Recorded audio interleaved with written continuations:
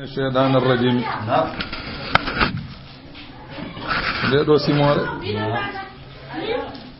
ande heewi fayidaaji ene jeeya e fayidaaji mayre so tawi Allah waɗi aɗa lootode saɗa yiɗi ɓayde kay ene ɓayna imi ende ɓayna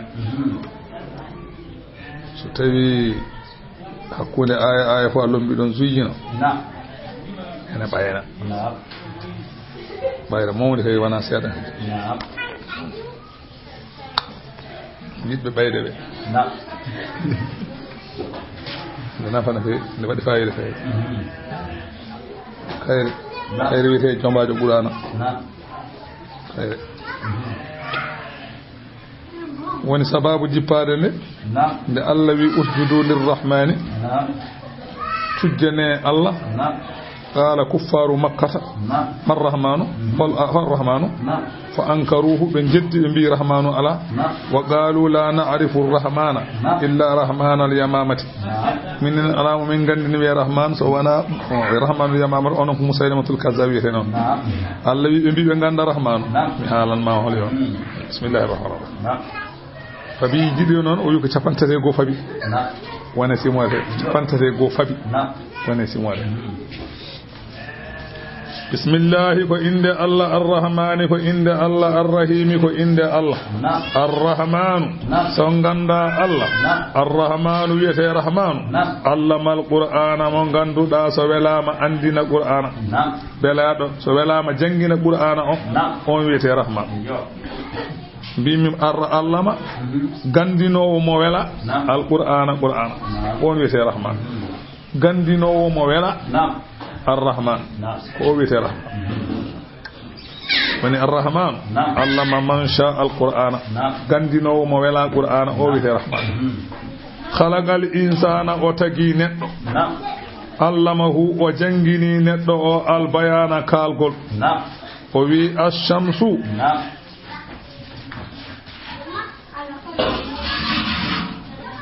o wi rahman ko gandinowo mo wela jiyaɓe mum neɗɗo e jinne e malayika e ko wana ɗum fof a faami ko on wiyete rahman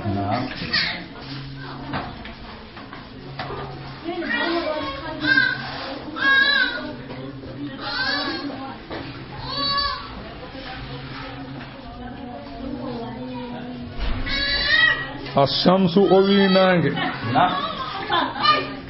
wal qamaru e lewru bi husbanin ene doga e fodde mumen goto en fof ne doga e fodde mum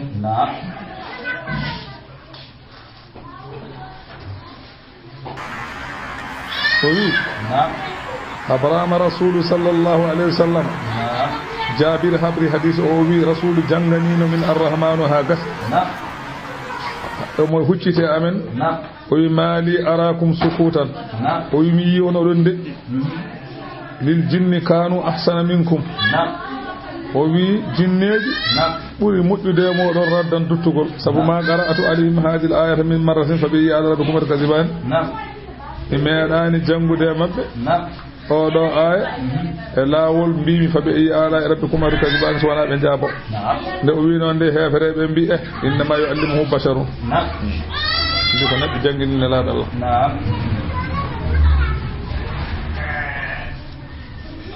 والنجم أوي هودر والشجر الذي يسجدان إن تجنا الله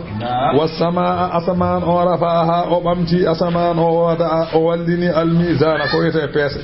الله تبتني ندل والكوبا إن الله تدعو بلي أرن باس أونياد في الميزان بيس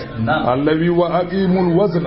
نيمني بيس بالقسط إن ندل ولا تخسروا فتبرتني الميزان بيس والأرض ليدني وضعها وتبتني ليدني وتبتني diine lil anami wonande binde yimɓe jinneji eko wona ɗum fiha ene leydi he fakihatun ko wiyete muyanteje wan nakhlu e tamaroje ɗe ganduɗa zatul akmam anani dey jomiraɓe comli wal habbu o wi gaweje zul asfi ɗe ganduɗa ko baɗɗe ñaay ko warray hani e bermiri fa bi ayyi ala i hol fo nemaji rabbikuma jomon onon jinneji aywa tukazibani ɗi pennoton khalaqal insan Allah de tagi neɗɗanke o tagi neɗɗanke o min salsalin koye loopal ngal ganduɗa ko dillowa loopal ngal kal fakhari way kono bandu loopal defangal ni wa khalaqal janna o tagi bamum jinneji hono masalan iblisa min marijin koye norgal min narine jeygol norgal jeygol ko hen o tagi masalan anani de iblis bi ayi ala i hol fo nemaji rabbikuma jomon onon yimɓe jinneji to kazibani pennoto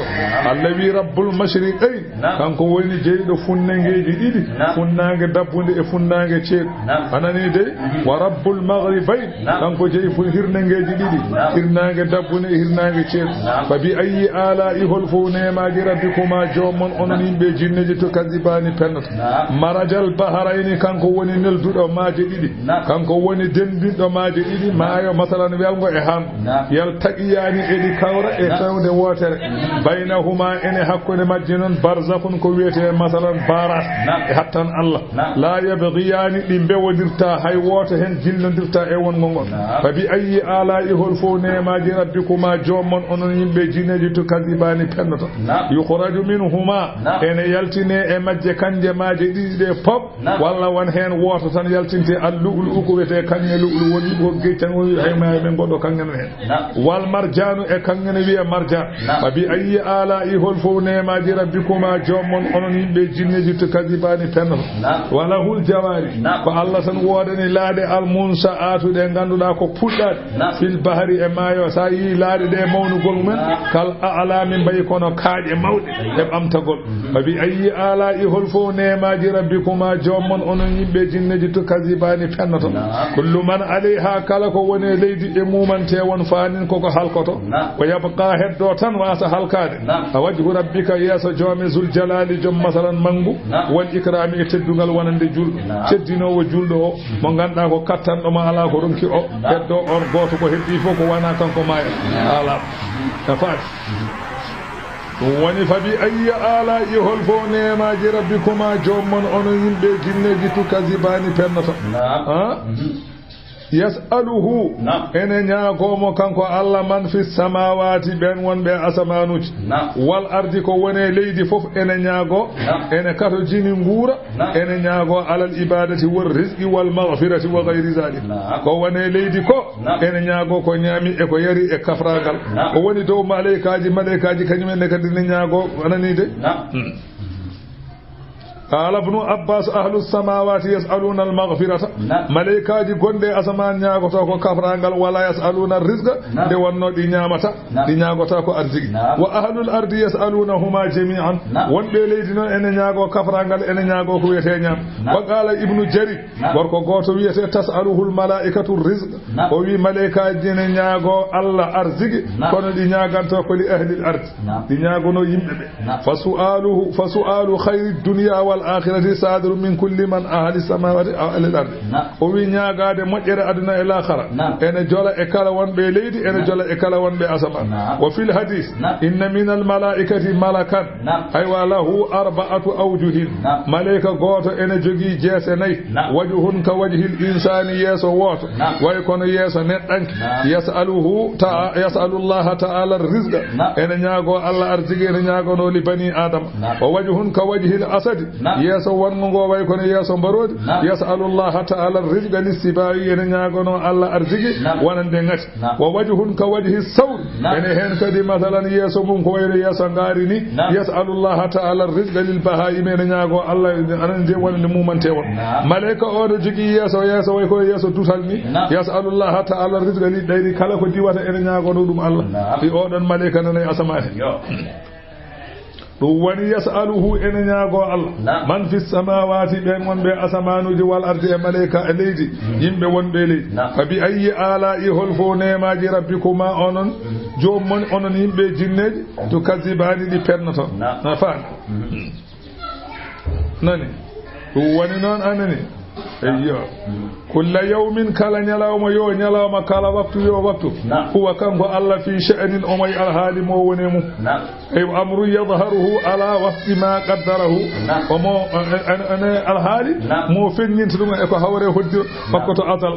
ko min ihya in wonbe wurnata kala saha wonbe warata kala saha wonbe teddinta kala saha wonbe hoynata kala saha wonbe aldinta kala saha wonbe wasnata kala saha wonbe norto kala saha wonbe rokkata kala saha e ko wana dum yasaluhu man fi samawati wal ardi لما ورد وي أن الإنسان يخرج منه في اليوم والليلة إن يلتئ أنك مثلا جمع إن يلوم إن يلتئ مكو 24,000 نفس إن يلتئ مكو وجنا جنوغاس إن يفوفان نتفوف إن فوفدم 24 ير كلا 24 ير نتفوف إن فوف وجنا جنوغاس إن يفوفان إن وجنا جنوغاس إن يفوفان في كل نفس كلا هن فوفان ونeddo fof tuhmalu 100,000 e der fofan go woto e aduna he ujunnaaje temedere na wona reedu wo yuladu 100,000 kala fofan go neddo fof e der aduna he ujunnaaje temedere neddo ne jibine ويؤذ 100,000 kala foofango neddo foofe aduna he ujunnaaje temedere neddo ene teddine ujunnaaje temedere neddo ene koyne ويفرج عن 100,000 kala neddanke gonnodo e cadele ene newnane ujunnaaje temedere neddo e der foofango foof woni kullu yawmin huwa bi sha'n وفي رواية في كل واحدة 600,000 والرواية قد ويكو على كفوفا فو أجناج تيمد جيغم نبن جبنة أجناج تيمد جيغم نبن ونريد وحكي أن ابن الشجرة غوركو غوتن ويني كان يقرر في درسه هذه الآية وميدينو أمو جودي درس مكو ندمب جودوريني أمو نيمنا درس مكو أمو جنجينا هندو جنجينا بابرا غوتن وي خضر أري مكو وني فلو تن بورني تايمو دري يسو مكو ويشير نبودنا نامدو بتوي دي أري كل يوم هو في شيء biida kala waktu Allah wonko wone dow muɗum non biida bodda namdi holto Allah hol odo saha joni holko Allah wone dow odo saha joni mum gonɗen do dari mi do holko Allah wone dow وقال له ما شأن ربك اليوم holko woni alhaali joomi han fa adraga bi ra'sihi ceerno ko gando wonno non tuuri ronki andude ceernal sag do ceernal saggi tan waqama mutahayyiran ummi wayno bemdoni tan faati der galle fanama leyi e leso mum dani do dani do fara annabiyya sallallahu alayhi wa sallam fi manamihi kanko ceerno o yi nelaadal e der ko hoydani ko o hoydi hen nelaadal e fa arada alayhi su'ala o wi nelaado min de won namdal nandi no mi nani pullo goto namdi ma mi nandal bodo yidi namdade ma namdal gal nelaado wi haal namdal ngal mi hedo fa qala lahu sa'ilu laka nelaado anani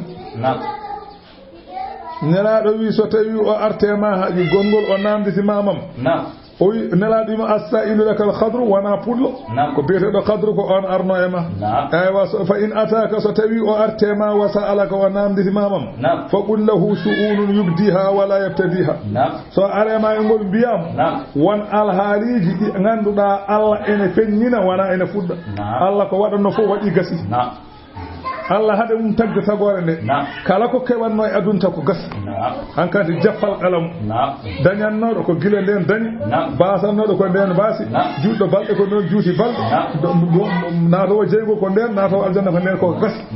dum ko mofta tan ko wada e manga sinaji heddi ko gada o ko non kaddu kam gasi heddi non ko halde wadata wande alusi dañata kalis wande alusi barata qur'an dum ko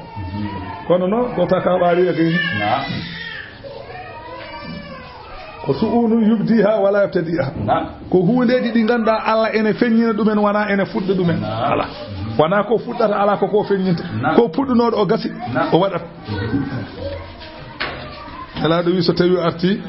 kalanamo ɗum saabu yarfa u qawman o yadaw akharina o ɓamta ɓe o lestina ɓe ay joni wona ko Ablaye Wade wonnoɗo ay o tellini ɗum o ɓamti Macky Sall wona kana Macky ko demoyno kana Macky wino ko yore moy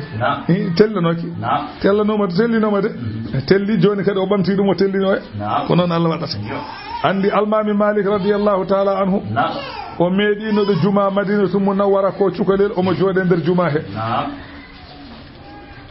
almami o ne waɗa khutba ha ari wi kulla yawmin huwa fi sha'ni kanko almami o wi dental ngal omo saggi holko ɗum firtata kulla yawmin huwa fi sha'ni almami juma Madina wi ko ɗum firtata kanko almami Malik ko cukalel e nder juma he omo jooɗi hay goto jabaki o waɗi ni jungo ummini almami wi bisimillah hal o wi almami yo tello almami telli o ngabbi o wi ko ni e hakaza sa'nu rabbina al yawma ko ni alhaali jomen waɗi hande a tellima min ngabbi ko ni Allah waɗi ɗum woni kulle yawmin o fiici amin almami Malik radiyallahu ta'ala joni noon falamma asbaha nde ceernajo o fini atahu o are darsu makko mo jangina atahu khadru arte makko wa salahu namdi simo namdal ngal fa ajabahu bidhalika o haalani ɗum ko wi ko fa qala lahu khadru wimu salli ala man allamaka janginɗomo sagginma o juule makko babiraɓe namdinoɗo mo o mo yi e koyɗol o ko nenaɗo lona eyi nde o arti kanko ceernajo o babiraɗo arte makko namde simo namgal o firan ɗum namdal ngal ceernajo o babiraɗo o wimo juul e kalanɗo o haala makko nelaɗo wala ngay mawde kanko ceernajo nde mo footi eyyo a faami ɗon de ɗum woni kulla yawmin kala waktu yo waktu huwa kanko Allah fi sha'nin o may alhaaji fa bi ayyi ala'i hol fo nemaji rabbikuma jomon onon yimɓe jinneji tukazibani penna ton Allah wi sanafrugu lakum mami faandi to hasbude on ayyuhas sagalani e mun tiit ko en yimɓe jinneji fa bi ayyi ala'i hol fo nemaji rabbikuma jomon tukazibani penna ton ya ma'asaral jin e mon dental jinneji wal insi yimɓe in istada'atum so tawi oɗon kattani anta tanfuzuna jaltaton min aqdari e bangeji as-samawati wal ardi bangeji asaman e leydi so don baawi yaltude en fanfuzu jalte jehe pokkite tadi kay wodo mbayi jehe ene wala ɗum woni noon معنى أودو آية كحديث القدسي الذي من لم يرد بقضائي ويصبر على بلائي فليخرج من تحت سمائي ويتخذ ربا سوائي الذي إيه منتغور كلا إمون مولاك هديرونغ فاوميموم كلا إمون مولاك هديرونغ فاوميموم so mi ƴetti jarabu yam mi fawe mum wawa munje yo yaltu les asamanam o ha laaɓ ƴeewa Allah mo wona min raba ɗum ene wona yo yaltu asamanam o ha laaɓa ƴeewa Allah mo wona min raba ɗum ɗum woni ya ma'saral jinni hey mon jinneji wal insi e yimɓe in istada'atum so tawi oɗon kattani an tanfuzu nde ceeko ton jal ton min aqtari samawati e bangeji asaman wal ardi e bangeji leydi fanfuzu jalte jehe ɗum ne wona wonata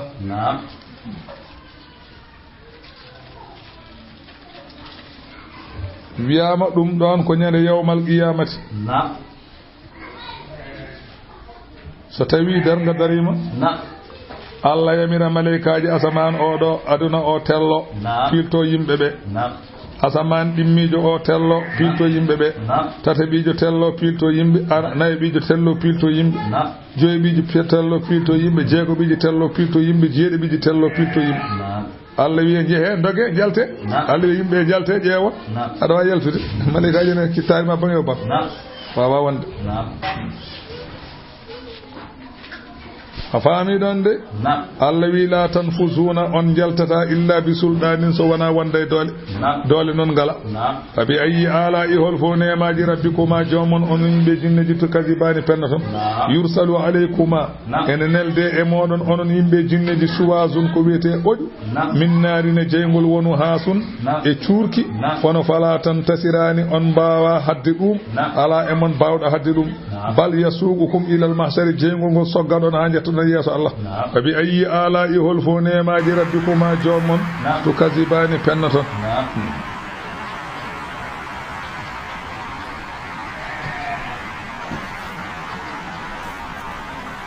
famide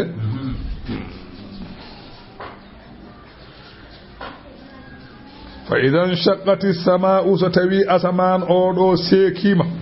wadi damude malaikaji jippima fa kanat nyane hen asman o laato warda tan o mo wayno nguru bodew o mo wayno masalan ka fa kanat warda tan asman o wana bodeje coy kaddi hani no nguru ni ay no nguru wojjirtani non asman o wojjirta fa ma a'zamul hawl ka bisi nyane hen ko mawnin dum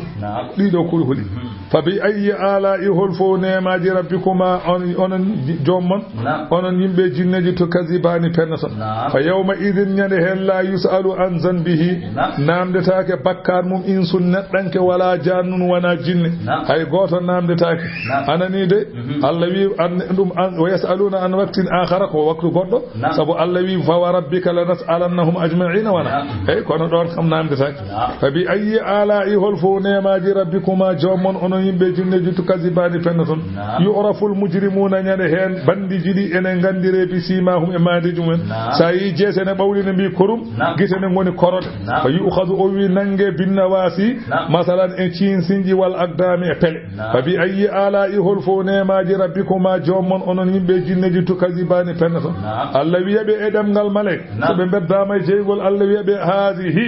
ay goldo odo jahannama hazihi jahannamu ko do woni jahannama allati no on yukazzibu biha ene fennanno dum al mujrimuna barkotin yadufuna allawi ebe jaha bainaha hakkunde jahannama wa baina hamimin hakkunde ndiyam guldam anin jaw hakkunde ndiyam guldam jaw dam don ndiyam hakkunde jahannama e dam don ndiyam be jahata kambe yimbe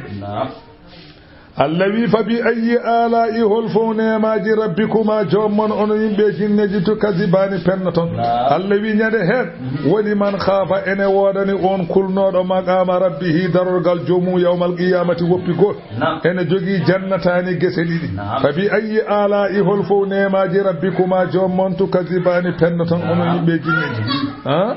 nyade hen jiya neddo o ene jogi gese didi Allah ene sifano en gese de o wi gese hen fo ne yarane duubi temedere hakkunde ngesa ba galle annore woni hen ala kala ko jiida ko woni e ngesa he ko nyaamete tan ko nyaamete tan ko nyaameta ka ala e ngesa he ko heccidi tan yorata silata yomata ngesa hen fof sardinge fof ene yarane duubi temedere mawnugol mum sardingaji didi dokkete kala hen sardingi ene yarane duubi temedere galle annore wonan ma e nder ngesa he an kuldo Allah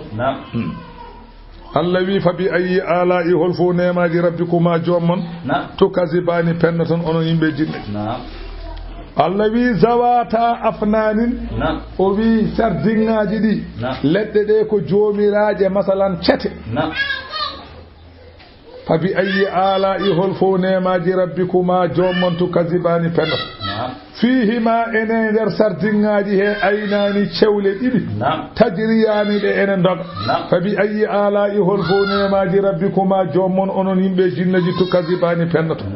fihima ene sardingaji he min kulli fakihatin kala muyam tewel gonnongel aduna ngel ene welma ene ton zawjani fosangaji didi so wana mbaadi kase di نوعان رطب ويبس والمر منهما في الدنيا كالحنظل قلون o wi ko wayno masalan ko haadi hono ko wayno mbaari katinde ko woni aduna ka nan toon mbaari katinde ko ni ka mbaari katinde wona ndiga din ko beldi wonata fabi ayi ala i holfo eneyamaji rabbikuma jomon on yimɓe jinneji to kasibani pennoton allah wi muttaki'in seɓe naati aljanna ɓe tuggoto ala fursin e daɗɗeteje baɗa inu ha nder daɗɗeteje ɗe ministre tabaraqin ko comcini mbiyeɗe ko matalaji enen mbiyata darabuji matalaji nder to ene waɗa ko ɗato ayi ɓe ñemtina ɗum ga hen ko wayno masalan anani aɗiya suddaje mawɗe ene mayno darabuji ni nder to ne waɗi effosaji ko suddaje noon ko bagiji kono nder to ne waɗi effosaji hono ɗum ɗo wiyete istibrak ɗum ɗon nanato aljanna ɗo hen yimɓe ɓe tuggoto nelaɗo sallallahu alih w sallam o wi kanko de andi aduna kam tuggade ne haɗa ñamde ne tuggi ene haɗa sabu rasulu sallam wi ama ana fala akilu muttaki an min so boɗo ñaama mi tuggotako e jaalisan julusol mutarabbi'i jooɗaade jonde masalan perliiɗo nde ngannduɗaa so tawii a tuggiima addan ɗum ñiŋeede ko ene hebbina ñaamde tuggaade ene ñaama ne hebbina ñaamde ene addanmaa heewde ñaamde ɗum noon ne ñiŋa ɗum tagi noon o won jiida e aljanna toon o wii ko muttaki'ina ɓe tuggoto ko ɓe kaɗanoo gaa ko ɗum ɓe ñemetee toon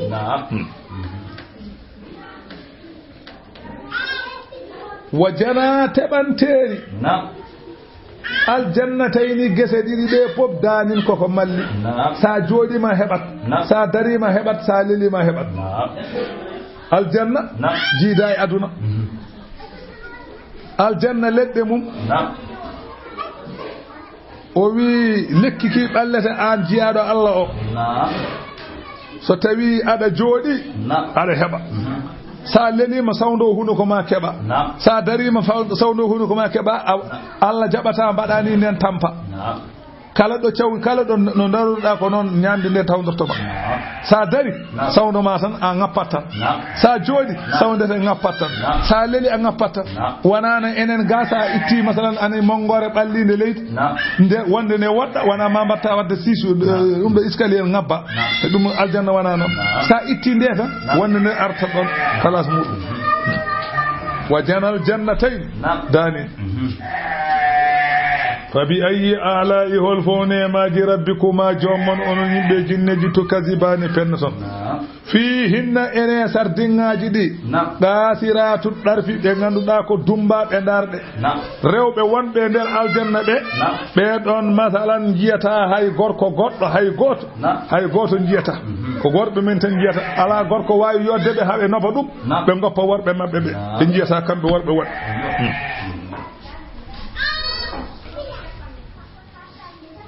jiya huurul iini haalda e joom galle mum ta alijanna o wona wiide wa izzatu rabbi wa izzati rabbi mi wondiri teddungal joomam ma ara fil jannati ahsanu minka mi yaane aljanna he ɓurɗoma yodde jiya huurul iini wiya noon joom galle mum to alijanna mi wondiri teddungal joomam mi yaane aljanna he ɓurɗoma yodde falhamdulillahi jettoɗe ngoodani Allah alladi on ja'alaka zawji baɗɗoma ka joom gallam wa ja'alani zawjatuka waɗimi min komi joom suuduma mi yetti Allah Allah wi wa janal jannatayni danin fihinna qasiratu ɗarfi ene nder sardinŋaji he ɓe ganduɗa ko dumbaɓe darɗe huurul ini en yontaɓe lam yadmithunna feɗɗitani ɓe ittani mbombago maɓɓe insun neɗɗanke qablahum ko adinaɓe aljanna ɓe goto hen fof ko mbomri ko ma ngara guitta wala jannum jinne ittani hay goto ittani mbombago maɓɓe faamiɗon de kamɓe noon aywa ɓe jiida e rewɓe aduna ɓe kamɓe ko ɓe taga ko hay goto jibinani ɓe fima almakhluqatu min gayri wasi'ati wiladatin huuril ini hay goto jibinani ɗum ko rulde tan toɓi e aljanna he tan ɓe jalti hen fabi ayi ala'i holfo nemaji rabbikuma jomon to kasibani pennoto Allah wi ka annahunna sa yi ɗeɗo huurul ini en men mbayi yodde ni cikkataɓe siso seki ko seeto o nappatan ɗeɗo hulɓindimi tan ka annahunna sa yiɓe kamɓe huurul ini en ɓe ne ɓe mbayi yodde ni cikkataɓe al yaqutu ko kañe yaqutu ayno kange yaaɓut way yodde ni noon rewɓe huurul ine mbay yodde wal marjanu e kange marjanu ko kange mirok wiyete marjan kange danejo fabi ayyi ala'i hol fof nemaji rabbikuma jommon onon yimɓe jinneji tukazibani pennoton won wiɓe noon ko huurul inen ɓe mbayni won wiɓe ala ko rewɓe aduna ɓe so ɓe naati aljanna kamɓe ɓurtoto yodde huurul ini en wiyama nelaɗo Allah sallallahu alaihi wasallam wi innal mar'ata min nisa'i ahlil jannati yura bayadu saqiha min wara'i 70 hullatan hatta yura mukhuha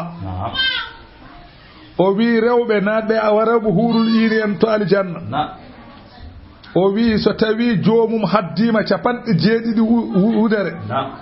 debbo huurul ini haddoto 70 wudere kono hatta hakke mum lerde jiya korlal muɗum jiya korlal ngal ha jiya mbu'a gonɗo nder korlal ngal o foppaki joli suwar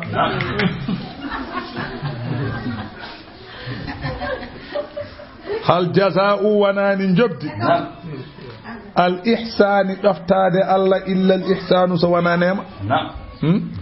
jobdi ɗoftade Allah wanani so wana yoɓede ko moƴƴi sa ɗottima Allah jaɓere ko moƴƴi de ɗum woni hal jaza'ul ihsani illa al ihsan hal jaza'ul ihsani wanani jobdi moƴƴingol woni ɗoftade Allah wanani jobdi mum illa al ihsanu so wana hokkede nema moƴƴi fabi ayyi ala'i hol fof nemaji rabbikuma jommon onon yimɓe jinneji to kazibani pennoton wa min dunihima ene gaga gese ɗe sardingaji ɗi jannatani gese ɗiɗi goɗɗe wonande kulɗo Allah fabi ayyi ala'i hol fof nemaji rabbikuma jommon onon yimɓe jinneji to kazibani pennoton Allah wi gese ɗe mudahammatani keɗe ɓaleje kurum noon ɗe mbay yodde ɗe mbulɗu ɗe ɓawli hayɗe kecciri haɗe ɓawli Allah heccide fabi ayyi ala'i hol fof nemaji rabbikuma jommon onon yimɓe jinneji tukazibani pennoto fihima ene gese he aynani cewle ɗiɗi naddahatani ɗe ganduɗa ɗe ene pasa ndiyam ne walñitone yalta taƴata wonano gani so gasoil gasi tan ko robine coupe to ala ɗum gasoil ala koko jokki tan a yoɓata facture kadi fabi ayyi ala'i hol fof nemaji rabbikuma jommon onon yimɓe jinneji to kasibani pennoton fihima ene gese he fakihatun muyanteje wa nakhlun tamaroje o rummanun e pomuji nana e gese he fabi ayyi ala'i hol fof nemaji rabbikuma jommon onon yimɓe jinneji to kasibani pennoton fihinna ene nder gese he khayratun moƴƴuɓe tagoje woni huurul ini en hisanun yoɓɓe jeese moƴƴuɓe tagoje yoɓɓe jeese ko ɓen gone aljanna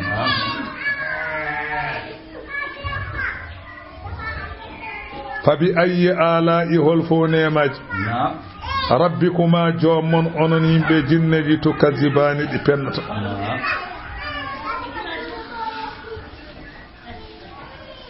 o wi ene toon huurun ɓe ganduɗa ko ɓawluɓe gite andi ɓaleri gite ene jeeya en jondam neɗɗo ko ɓawli ko ɓuure hewde e ko ranwi ko e gite ma so tawi ko ranwi ko ɓuuri hew tan gonata ko koroto koko ɓawli ko ɓurata yodde hewde e daneri ndi kamɓe huuru ini en noon nde ɓaleri ndi ɓuuri hewde e daneri ndi gite maɓɓe huurun ɓaleɓe gite maksuratun suraɓe fil qiyame tillisaji o wi khayratun hisanun kamɓe huurul ini en ɓe ñande yawmal qiyamati jiyata ko innal huural ina ya'khudhu ba'duhunna bi aydi ba'din o wi jiya kamɓe huurul inen ɓe wona hen nanga juuɗe wadɓe ɓe nangodira juuɗe e mbaɗa yello e yello demba gaydo ɓe gona yimde ɗum e nder aljanna ɓe nangodira juuɗe ɓe jiilo e nder aljanna e mbaɗa yello holko ɓe jimata ɓe jima bi aswatin lam yasma'a al khala'iqu bi ahsani minha ɓe jima sautuji ɗi ganda hay goto tagaɗo meeɗa nande sautu baɗo noon welta wala bimisliha hono yerumum ala holko ɓe mbiyata nahanu radiyatu fala nuskhadu abadan minen woni ɓe Allah wela min tikkantake ha cay wa nahanul muqimatu fala naz'ana abadan minen goni ɓe ganduɗa ko ñiɓɓe min genditta min jaltata wa nahanul khalidatu fala namutu abadan minen goni sasɓe ɓe mayata ha cay wa nahanun naimatu fala naybasu abadan minen goni nemiɓe ɓe jorata ha cay wa nahanu khayratun hisanun minen goni moƴƴuɓe tagoje yoɗɓe jeese habibatun yiɗaɓe li azwajin wonande worɓe kiramin tedduɓe ɓe gona yimɓe ɗi jimɓe e foɓɓe kelle eɓe ngulla eɓe jima ɗum seɓe jimi ha gasi yumma Aisha wi radiyallahu anhu o haalde nelaɗo Allah nde nelaɗo haalnimo ka haala kanko yumma Aisha o wi koyde ko ɗum weɗi o wi joni noon o wi nelaɗo Allah wi soɓe jimi ɗi jimɗi haɓe gayni rewɓe julɓe ɓe jaabo kañumenne poɓɓa kañumenne taw kon rewɓe julɓe nanɓe aljanna ɓe ɓenne gona jabaɗe ɓe ɓenne kirami jolana ɗumen kañumenne gona jabaɗe e hurul ini en eɓe kirodira jiya julɓe ɓe gona wiide nahanul musalliyatu minen gonno juurannoɓe fala tusalla wama sallaytunna onon on meeɗa julde wa nahanu sa'imatu minen goni horannoɓe wama sumtunna on meeɗa horde wa nahanul mutawaddi'atu minen gonno sallittonoɓe wama tawadda'tunna on meeɗa salligade wa nahanul mutasaddiqatu minen gonno sakkotanoɓe wama tasaddaqtunna on meeɗa sakkade tan kelle pap rapata yumma aysi fa ghalabahunna wallahi mi wondiri Allah rewɓe aduna ɓe poolata kañumen gañato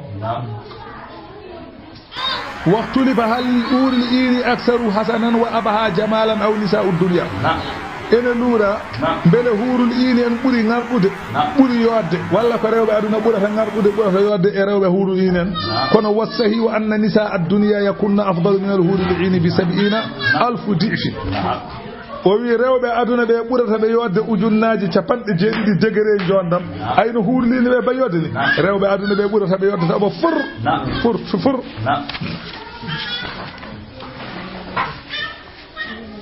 o wi andi en kaali joni mbiɗen kamɓe hurul inen ɓe ɓe mbaɗa maqsuratun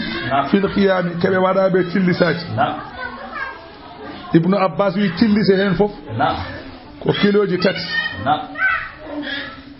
tillise hen foof ko kiloji 3 kala hen tillisa laha 4,000 masraa min zahabin kala hen tillisa ene waɗi ujunnaje 4 koyngal koyɗe kanŋe nangi ɗum leɗɗe kanŋe nangi ɗum habrama anna sahabata wiyama rulde wotere maɗarata min al arsh ko rulde wotere toɓi to less al arshi fa khuliqatil huru min qadratir rahmati kurul inen taga koye toɓɓe yurmede toɓo ngo summa duriba ala kulli wahidin minhunna khaybatun kanɓe hurli inen ɓe kala hen goto waɗana tillisa ala saadi il anhaari e fongo calli aljanna ɗi si'atuha 40 milan wiyama kala hen tillisa jaajenko mum ene wona 4 kilométre kala hen tillisno wayyaji walaysa laha babun wiyama noon damal ala e tillisaji ko ɗi buumaji hatta ida halla waliyullahi aljannata ha giɗo Allah naata aljanna in sadatil khaymatu tan tillisa o seeko waɗa damal on saha jiyaɗo Allah o tawoya ton debbo o li ya'lama waliyullah anna absar al makhluqina min al malaikati wal khuddami lam ta'khudha ha kanko naata o aljanna o anda gite ñamani debbo o gite malaikaji ñamani debbo o gite yimɓe ñamani debbo o ko debbo o ko maw ara tan yiye debbo way kono ɓoccode ni wala tan ko nder suwa tokkinede so wona gorko mo ara a yitere wotere yiyani ɗo gite fawaki hen aljanna ne weeli de ɓeɓani noon woni lam yadmisuhunna melsitani be woni fedditani be insun neddanke wala jannun wana jin fa bi ayyi ala'i hol fo nemaji rabbikuma jomon tukazibani pennaton muttaki'ina kambe beedo nadbe aljanna e be tuggo ala rafrafin e berteteri khudurin bulari wa abqariyin e ta anani dey e wa tallaji woni abqari woni darabuji tan abqariyina darabuji anani hisalin jod fa bi ayyi ala'i hol fo nemaji rabbikuma jomon onon yimbe jinneji to kazibani pennaton tabaraka to wi senima mawni ismu rabbika inde jome zil jalali jommangu wal ikrami teddugal suratul waqi'a simore nde ko non wiyete aaje ko capande jeenay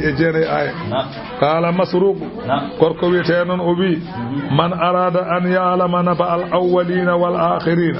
wa naba ahla al jannati wa naba ahla an nar wa naba ahla ad dunya wa naba ahla al akhirati falyagra suratul waqi'a o wi so tawi neddo jidi ko andude khabaru aduna e khabaru adinobe wattindibe e khabaru nadbe al janna e khabaru natobe jeygol e khabaru aduna e khabaru l'akhara so tawi ko dum jidda andude o wi'a jangude do simore ne jogodan jangude jodi o hukiya anna uhman abrama uhman ibn affan dakhala ala ibn mas'ud wa arina e galle ibn mas'ud wa abdullah ibn mas'ud yauduhu fi maradihi alladhi mata minhu wa ma ari juradi e rafi bardum o tawi don abdullah ibn mas'ud ne leli o dew yetti nde fa qala o wi abdullah ibn mas'ud ma tashtaki holko gullitoda qala o wi mbodo wullito zunubi bakkatujam qala o wi abdullah ibn mas'ud fama tastahi holko jidda qala rahmatu rabbi o jinnu ko yurmede jomam qala kanko uthman o wi abdullah ibn mas'ud o wi afala nad'u laka dabiban ala ceta min noddono ma docteur ala safruma qala ad-dabibu amradani tahrannodo me ko on nyawni mi wana ko allah min docteur am ko allah ko on nyawni di goddo na ka tampine mi tan qala afala na'muru laka bi adaika ada ceta so min koti to galleji to min jamira wada ko dendinana da e jawkal seeda qala la hajata li fihi habastahu anni fi hayati wa tadfahu li anna mamati ala ko badan mi do nde ngurmi nde bodo har jini hen adanani mi da caami ma ngadana mi ko bada hin joni ko wana ata neddo windante ordonnance wonta ko ma nyamlo yo ko sodi ordonnance so ma yi tan gadda hankanti masalan sakuji maro ada adda dammiri ko wadat ma do ko wadata dammuwol so wana ka daydo adanyata baraji nde wonna wajirani Allah o windanama ordonnance wuro soodi o ronki hay ko soodi ordonnance ala ko safri hay salmindemo a wawa nana o ma yi gadda dammuwol ko wadata an ka daydo bima woppi ko manduda wadde hakkunde guurdo e mayde ko salminanko so tawi o ala ko soodi ordonnance ada jogi dokkamo soodoya bono dacca o maya gadda sak maaro gadda dammuwol wiye kaari de yonni mayde kaari mayde ne yoda mayde kay ala ko yodi mayde kay sofa tan mayde kay bi mayde yodo kay ala mayde yotta mayde kay wonta hamdade mayde buddu mettude ala don ni tada yisa yimbe wonta nyamaaro suppom yimbe adum no yodi dum jogo yodde awi raw bonni karis makko kaari de yonni mayde kaari nana yimbe be biya non o sofni kay o sofni ko mayde kaari sabu o beyta ko jewti o beyta ko garam place sabu so tawi ngari warama e galle walla damol warama kam hay jogonno do dawtude dawrata ko ma nyama hoore kay ne ka beyda ko fere so hay hunde yaka sabe ngari tan be jeena hay hunde ne togga tan duuni foy ha sa yiji dem no rufi non kam ala sako wada ko hada tan ha nyama maro nokkos ndeke wana duwo garda ko nyamdu mar o yonnani sofnu o wi mi yida ndes Ousmane Boun Affan nimo non o wi ala mi yida mofta ko pannuda rokkude min ngurmi nde mi ala haydara ko miskina Allah ngonnon andi kanko Abdullah ibn Mas'ud ko gaynako wana ko gaynako ende gaynako ko bas gaynakel dabbel ko dobat o wi joni non mi haddali ha hedda bola mari bi adara ni nanam jodi ko mbada bi moftu o wi watad fa wuli en o dala yakunu li banatika min badika o wi wadde so tawi a yida dacca min dendina ma so min gaddi bibbe ma rewbe tawde an jogida bibbe rewbe wolbe bibbe ma rewbe pecce tangal ma qala ataqsa ala banatil fagat bele cikara bibbambe mabbe mas asiku mabbe mas bibbam basara sabu inni amartuhunna an yaqra'an suratal waqi'ati mi yamiri jangude do simot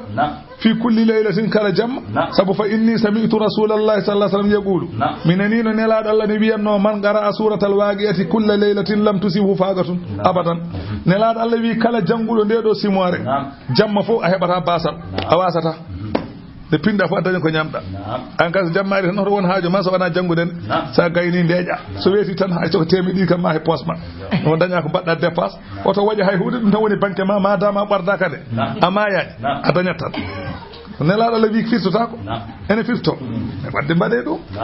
gay mbade tan jeewon so neddo yeddi tan yo ƴettu jamma fo tan jangude sa fini kam ma dañ ko badda war ngay sukar kam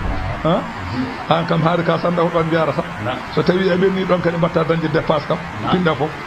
wana ko jira ko heewi hen ko wana kalis wana dañal ko fina tan dañe ko wala dépasse tan sikke ada jogi ala hay cogdum taw hay hen sa jay poste hay mbudu walta hen hen sa kadi ara kadi ha heewa kadi cikka kadi ko cikka kadi ko an wadi nende kadi dawri kadi hayri kibir kib cikka kadi bone wadi biya ka liggaado allawi bismillahi ko inde Allah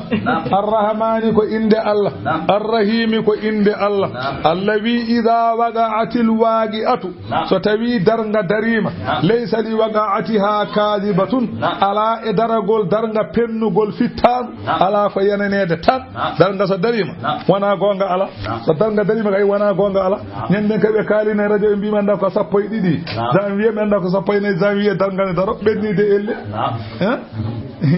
be penni Allah bonni be cemtata en nyami maaro de hanki mi anda hande no bimi hanki kam min gotti budo maaro mi anda hande non so dal ngandaro hakkudo e tusba o wi darga non khafidatun ene lesdina wona yimbe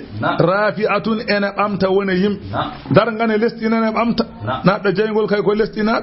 naddo aljanna ko bamtaado darga non wadata non allawi idha rujjatil ard so tawi dillinama leydi ndi rajjan e dillugol wa bussatil jibalu kaaje kelam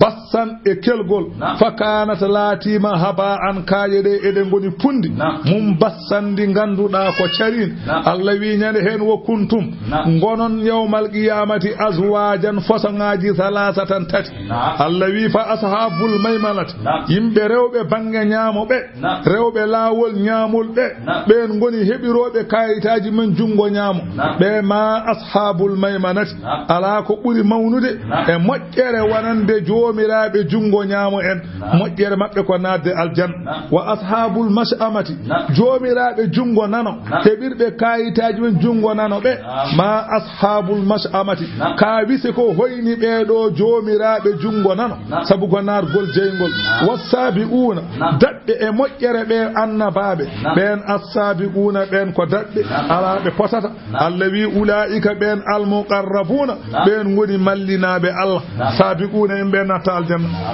do pamata do allawi nyande danga men gonta ko façon ngaji tati façon natobe aljanna be ngoni hebirobe kayta jungo nyamo façon natowo bange jeygol be ngoni hebirobe kayta jungo nano heddibe ko sabiquna ben nata aljanna ben Allah andi fandi men be ngoni annababe e kala mo Allah muuy yaadinde mabbe kala dokkaado kay kam ko aljanna fay on kam diwta don mo rokkaka kay jungo nano fof wiyama ana ala kay radi dossier ji ngala o ko salde nor rewata ko yimbe ndawrata ga aéroport rewobe lawol tan sandarboji madani ne madani jeewa dum ben ko bangi be do ko salde nor tan ko direct tan so ndewi tan ko avion tan so telima avion kay ko da tan ben licidi ala ben ko sabi guna en yo Allah watti en be bursid de wonnon be dossier ju ndarte ben way mankude sa manki tan non halnaki allawi ulaika almuqarrabuna ko be ngoni mallinabe Allah be fi jannatin na'imi koy aljanna nemi do ngoni hullatun o wi non ko fedde min al awwalina adinobe en fedde sabiquna be adinobe be en hen wa qalilun ko seedano min al akhirina jogorbe aroyde wattan ay fedde nelal Allah en hen kadi jogorbe yentoyde mabbe aha ben kadi ko sabiquna be do yawmal qiyamati ala sururin be gonata koy diwaji mawdunatin di ganduda ko cañaadi dankeje de ganda ko looti kange ko hen ɓe jooɗoto wona no dankeje men ga toggoɗa tan ɓandu ma fof waɗa ɗaale to ko lecce ko conne ko looci kanŋe dankeje ɗe ko looci kanŋe waɗa en ɗaati muttaki'ina alayha ɓe tuggoto hen so ɓe naati aljanna mutaqabilina eɓe kuccodiri yaɗufu alayhim ene wango e mabɓe ɗon wildanun boyuji mukhalladuna ɗi ganduɗa ko casnaɗi ɗi naywata boyuji ɗi naywata ko toon tan goni ɓe gaddanaɓe bi akwabine koppuje wa abarigi e mbulkuji ene mbiyata barraduji wa kasine kasuji sangara min ma'inin ummade sewde ne wiye ni sewde sangara ene dogano maayo ni ɗon tan ɓe ñeɗoyta ɓe gaddanma jara tan ha kagueɗa la yusaddauna anha sebe njari sebe njarani la yusaddauna koye kelata anha gawade yerde andi sangara sa yarana dudet hoore heladde wana kafe en ata en wana sa yarani hoore man to koye musde sangara ne ko non sangara ne sa yarani tan dudete kangeda aha wala yunzafuna be mandilta kadi sebe njari sa yarani a dudetaki sa yari hangetaki o woni sangara lakha وفاكهة إنتون مو ينتج مما يتخيرون كبه تبو ولا همي ديرين إنتون تيو ديبه مما يستهون كبه غودته ورد في الجنة حرامة الجنة ديرا مثل أنني إنت الجنة ديرا ديبه مثل أعناق البخت ديبه دي باي مولود كونو دادي جلود إني نون ديبه دي باي مولود ديوري غوتي دي على يسو ما أدا جودي قال ما الجنة رفوتي كويد أدا جودي دانكي كان ديوري أرى سلام جودو wonay baktude ene haalan ma wona wiide ehe ma jiyaado Allah joodiido yo min mo jiida o nduranmi koye kolade al arsi ton nduroyanmi jaran jartotomi somi ñaami huuɗo al artiko jartoytomi ko caangol ne wiye tasnimi wat feere ñaamami wat feere ñaamami ndiwni wona wiidema noon hankanti fala yazalna yaftakhirna indi waso bayna yadayhi hakkude jiyaaɗo Allah o hatta yahdura ala qalbihi indi haalata koni mbami ha jolay ɓernde ma tan ñamde ha jolay ɓernde ma tan ñamde ndiri mbiya ɗi ndiwri koye ne weeli koye min de sinno ko sagam tan ndi wona ɗo tew juɗangu joni ndi wona tew juɗangu tan wonta tew juɗangu e yeeso ma tan hippo tan daro yeeso ma wona ɓenda tan ɗone ɗo sa wi tan aɗa ɗo kaldannoɗa e ndiwri ɗo tan eɗi haala haara mayde beltoɗa tan ɗo beltoɗa mbiya min de hen kandi ɗo gonmi tuyami ko tew juɗangu tan wonta tew juɗangu e yeeso ma yana ɗo tawa talnani a sumani labbe mbaranima hankande e façon-ngaji no jiɗirɗa fof noon wonirta gona e ñamde ñama ha gayna ha kara mbiya alhamdulillah tan ndi diwa ndi yaa lawol mayri kadi allahu akbar so ndi diwi kadi ndi duroya e aljanna hayso sa'at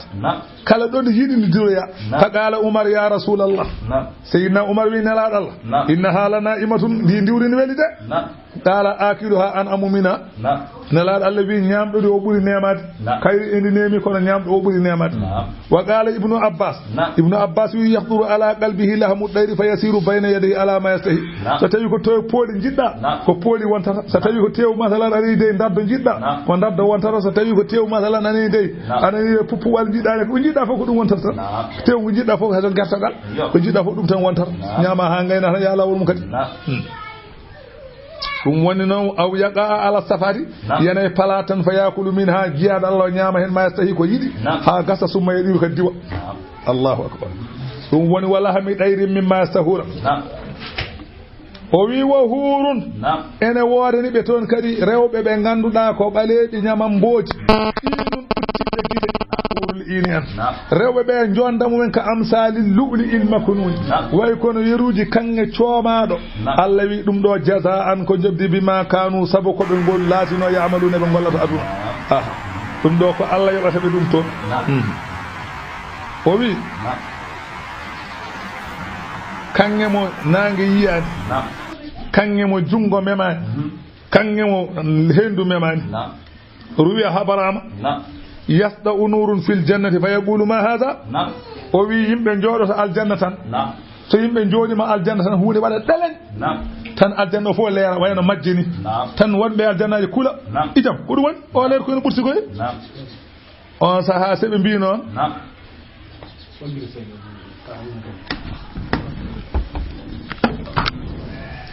ɗelen waɗa e aljanna sikke ko majje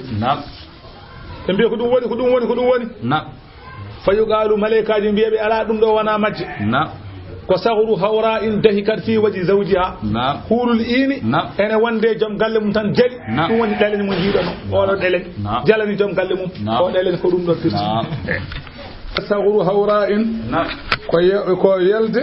hurul ini ɗelkata ɗo ko jiiɗon ne majji ko ko yelde hurul ini noon aɗani kamɓe ɓe mbaɗani sakkal yalla wona yaadine risa ha yaltina sakkal yalla kamɓe ko noon tan ɓe tagira ko sakkal yalla ɗum ɗo hurul ini e bo mosani joom galle mum ɗum woni ɗelen mo jiiɗono o ruwiya annal hawra ida massat wiyama huuru ini so tawi ene yaha yusma'u takdisul khalakhilu ene nane masalan cemlugol jawe koyɗe min saagi ha e korle makko somo yaha nana jawe ɗe mbaɗa ɗe kelen jawe koyɗe ene cengla wa tamjidul aswirati min sa'idayhi e cemlugol kadi jawe e juuɗe makko kanko huurul ini omo waɗa jawe huurul ini ene waɗa jawe koyɗe ene waɗa jawe juuɗe rewɓe ne mbaɗanno ɗum aɗan joni noon joloji ɗi itti kadi wa ugdil yaguti fi nahariha cakayel kanŋe ene wona e daane makko kanko huurul ini omo jogo cakayel kanŋe o jogo jawon ciwliskol jawon or o waɗa ɗum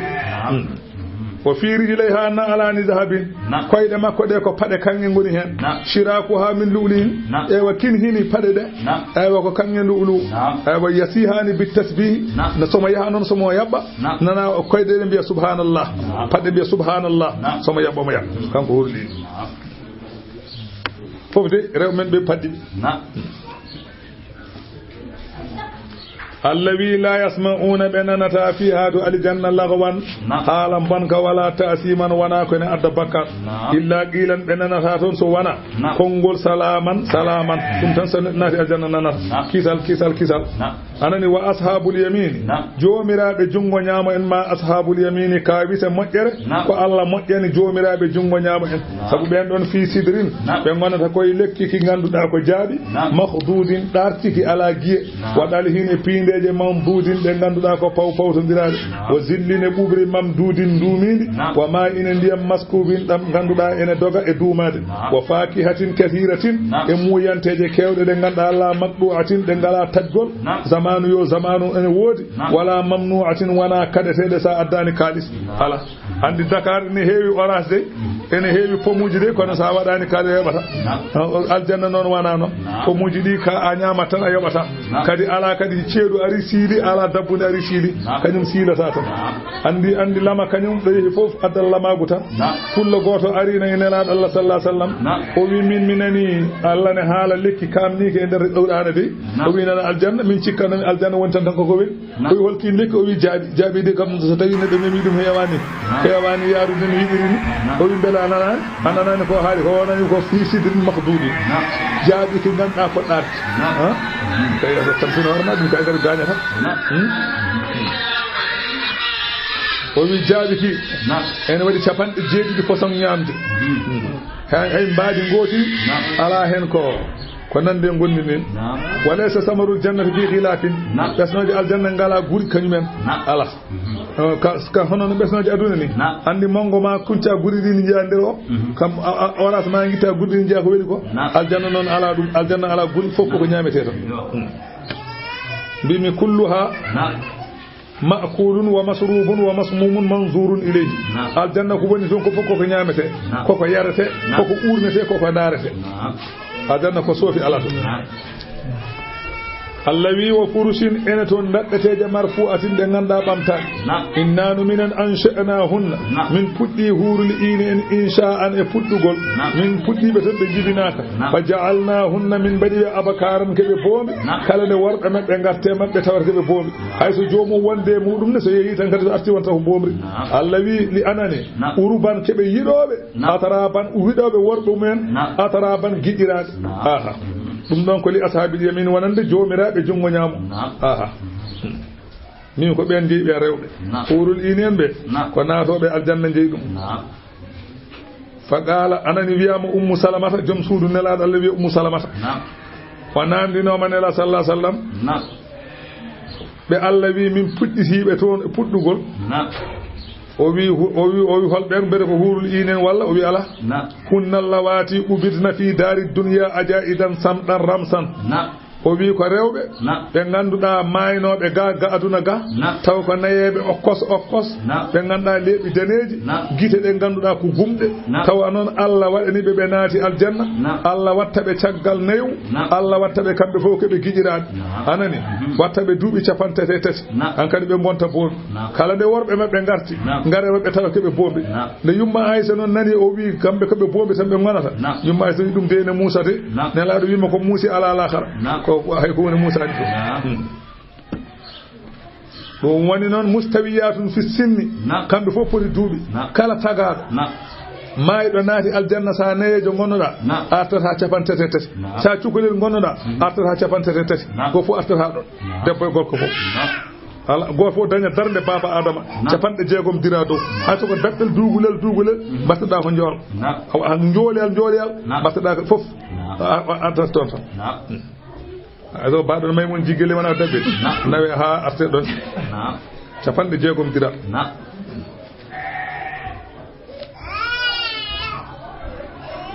faami ɗon de woni nelaaɗo wi man dakhala aljannata min sagirin aw kabirin yuraddu ila 30 sanatan kala maayɗo ko cukalel walla maayɗo ko nayeje ma artira ha duuɓi capantati taw ɓeydota ko noon la yusadu alayha abadan koye capantati tan ɗon haɗata wa kadalika noonne kay naatowo jeygol ko duuɓi capantati tan ɓurta ɗo mankata ɗo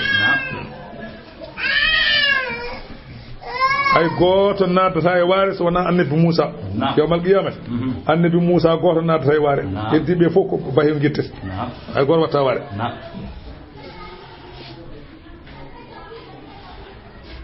Allah wi hullatun min al awwalina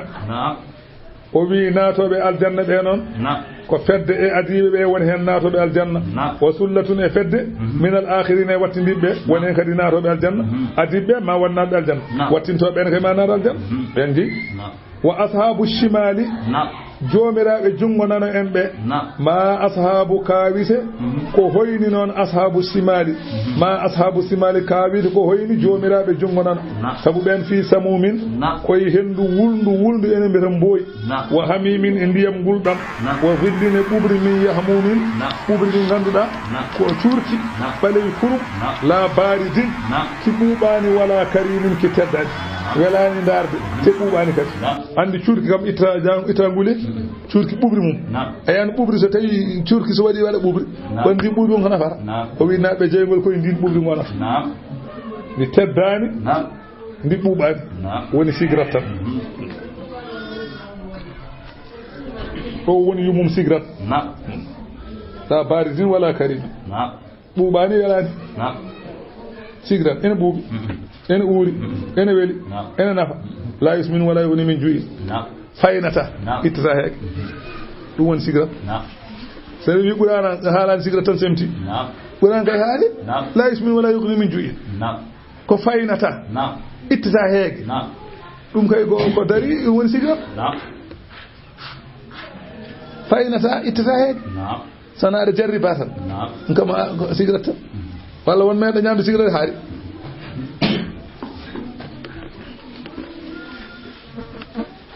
innahum sabu kamɓe ɓeeɗo naɓɓe jeygol kanu ɓe laatinoma qabla zalika ko adinoɓe ga aduna ga ko ɓe laatinoma to aduna mutrafina keɓe neminoɓe ɓe tampano e rewde Allah wa kanu ɓe laatinoma yusirruna eɓe ñimno alal hinsi e bakkar al azimi mawɗo wa kanu ɓe laatinoma yaquluna eɓe mbiyanno a ida mitna beele so min maayi wo kunna turaban min gonti leydi wo idaman min gonti ƴiya inna lamabuusuna beele mamin ummitine aw aba'una al awwaluna walla babiraɓe men adinoɓe ma gummitine ɓe mbiyan noon Allah wi seɓe mbima noon qul wiɓe innal awwalina ay ɓiɓe adiɓe ɓe wal akhirina e wattini fof la majmu'una ko rendinteɓe ila miqati fewde waktu yawmin ñalawa ma'lumin gandaɗo thumma innakum anon ayyuha dalluna ɓe ganda ko majjuɓe al mukazzibuna fennuɓe Allah wi la akiluna ko on ñamoɓe min shajarine lekki min zaqqu min lekkini weeni fama mali'una kon hebbinoɓe min ha e lekki he albuduna de fasarifuna ko on yaroɓe alayhi e lekki he min alhamimi e ndiyam gulɗam fasarifuna ko on yaroɓe hen surba jargol alhimi ngeloba ɗomɗuɓa ngeloba ɗomɗuɓa no yarirta ni son tiime ndiyam jeygol ko noon jarirton Allah wi haata ɗum ɗo de nusuluhum woni jipporde maɓɓe woni koɗugu maɓɓe yawma dini ñalawma darga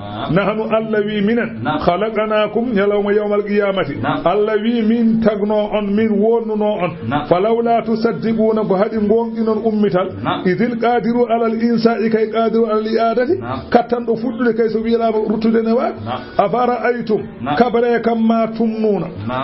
ndiyemeje ɗe juppoton e rangaji rewɓe ɗe a antum yati ko onon takhluqunahu onon tagata hen neɗɗanke am nahnul khaliquna walla ko minen tagata ha ndiyemeje juppoton e rangaji rewɓe ɗe ɗen ɗon ndiyemeje beele ko onon tagata hen yimɓe walla ko minen tagata hen yimɓe nahanu qaddarna Allah wi minen goni hoddirɓe baynakum hakkude mon almawta may wama nahanu wanani minen bi masbuqina ko min daɗeteɓe ala an nubaddila walla ko min ronkoɓe ala an nubaddila ne min gostitto amsalakum yeruji mon min gitta on ɗo min gadda woɗɗe Allah wi min donkani ɗum wa nunshi'akum min taga on fima la ta'lamuna ko on gandata so Allah wi so min belame min batta on bamɗi tuge min batta on bamɗi girji min batta on baaɗi wala gar alimtumun nas'atal ula wallahi oɗon gandi tago adinogo ngono min mbaɗi ɗumen ni falawla tazakkaruna ko haɗi miccoɗon afara aytum kalane kam ma taharusuna ko ndemoton ko a antum bele onon tazra'unahu onon punnata gawri ndi am nahnu zari'una walla ko minen punnata ko minen punnata walla onon punnata Allah wi man an kay ganduɗa tan ko awdi kono funnude kay ko min jegi wona an wonan ma tan ko weddade gawri e leydi kono noon ndi fuɗirta ko min jegi somi welama mi funna somi welama mi wurta hen tenke wasa fudde ala ko mbawɗa yam law nasa'u Allah wi so min belanoma ni la ja'alnahu ma min mbaɗanno ɗum huuɗa man wona puɗi joorɗi tawa gabbe ngala hen fuɗa ha yooɗa ha mbiya weli tan yorda noon Allah so wela mbaɗa wawi wadde noon fazaltum on saha battindon tafakkahuna oɗon kaawe holko mbiyaton mbiyon inna la mughramuna minen de komin ñamino komin ñamlinoɓe engrais komin ñamliroɓe gasoil min joɓino adarade min mbañi aɗa wiya noon minen de min dañi bone hikka kay koko boni tan en gawri arani haydara arani muudo ujunere temedde jeegom ñebbe temedde jeegom muudo gawri a awi kadi fuɗani gonane wiide noon Allah wi so welama yorna ha laaɓa walla wasa fudde gon fazaltum tafakkahuna ɗum kam hanke en mbayi noon hikka walla wona en gaw ñaama fazaltum tafakkahuna gonɗone ha weede eɗen mbiya woyi heeri o yimɓe ñamlima kadi ala yoɓani taw wayini Allah wi bal ɗaccu kay ɓe gona wiide nahnu mahrumuna enen kay ken haɗaɓe afara aytum kalene kam alma alladhi tasrabuna ndiyam ɗam oɗon jara ɗam a antum bele onon anzaltumuhu bele onon jippini ndiyam ɗam minal muzni ummorade duule am nahnul munsiluna walla ko minen jippinta duule ɗe ko oɗon tellinta ɗum walla ko minen tellinta law nasa'u Allah wi so min belanoma ni min tellina ndiyam ɗam ja'alnahu min mbaɗa ɗam ujajan ko ɗam kaɗɗam mbason yarde falawla tashkuruna kadi man ton nema Allah baɗan ɗon ndiyam belɗam oɗon jara o afara aytum kalene kam annara jeygol allatino ngol turuna ngol oɗon kuɓɓa jaltowol e leɗɗe kecce ngol a antum ansha'atum sajarataha beele onon puɗɗi leɗɗe jeygol ɗe wal am nahnul munshi'una walla ko minen puɗɗi ko minen woni fuɗɗoɓe ko onon puɗɗi lekki jaltinoɓe jeygol walla ko minen puɗɗi Allah wi nahanu minen ja'alnaha min baɗi lekki ki tadkiratan ko ciftingol wonande jahannama aha lekki jaygol min baɗi ko min ciftino yo gandu jahannama ne woodi andi jaygol yalta koye lekki noon ene hecciɗi andi koye ndiyam e jaygol rendi ɗon baɗɗo ni o dendinɗo ndiyam e jeygol duppani lekki ndiyam ñifani jeygol gonde lekki goti wonde fobre wotere Allah wi jeygol non goldo jeygol kubbetegol de dekede bottare kono siftinma ya andu jahannama ne wodi so petel gotel memimo do nyallata e jam andi ka ko woni to ko bone wadi ha tawde wiyama jeygol gargol do gol ko fe en jangino dum ko boyani fetere wotere tan ittano hen fetere nde munna e maayo maaje jeedidi fetere nde munna hen yaltina non on saha wiya defiri e bottaji ene duppa galleji ne wara yim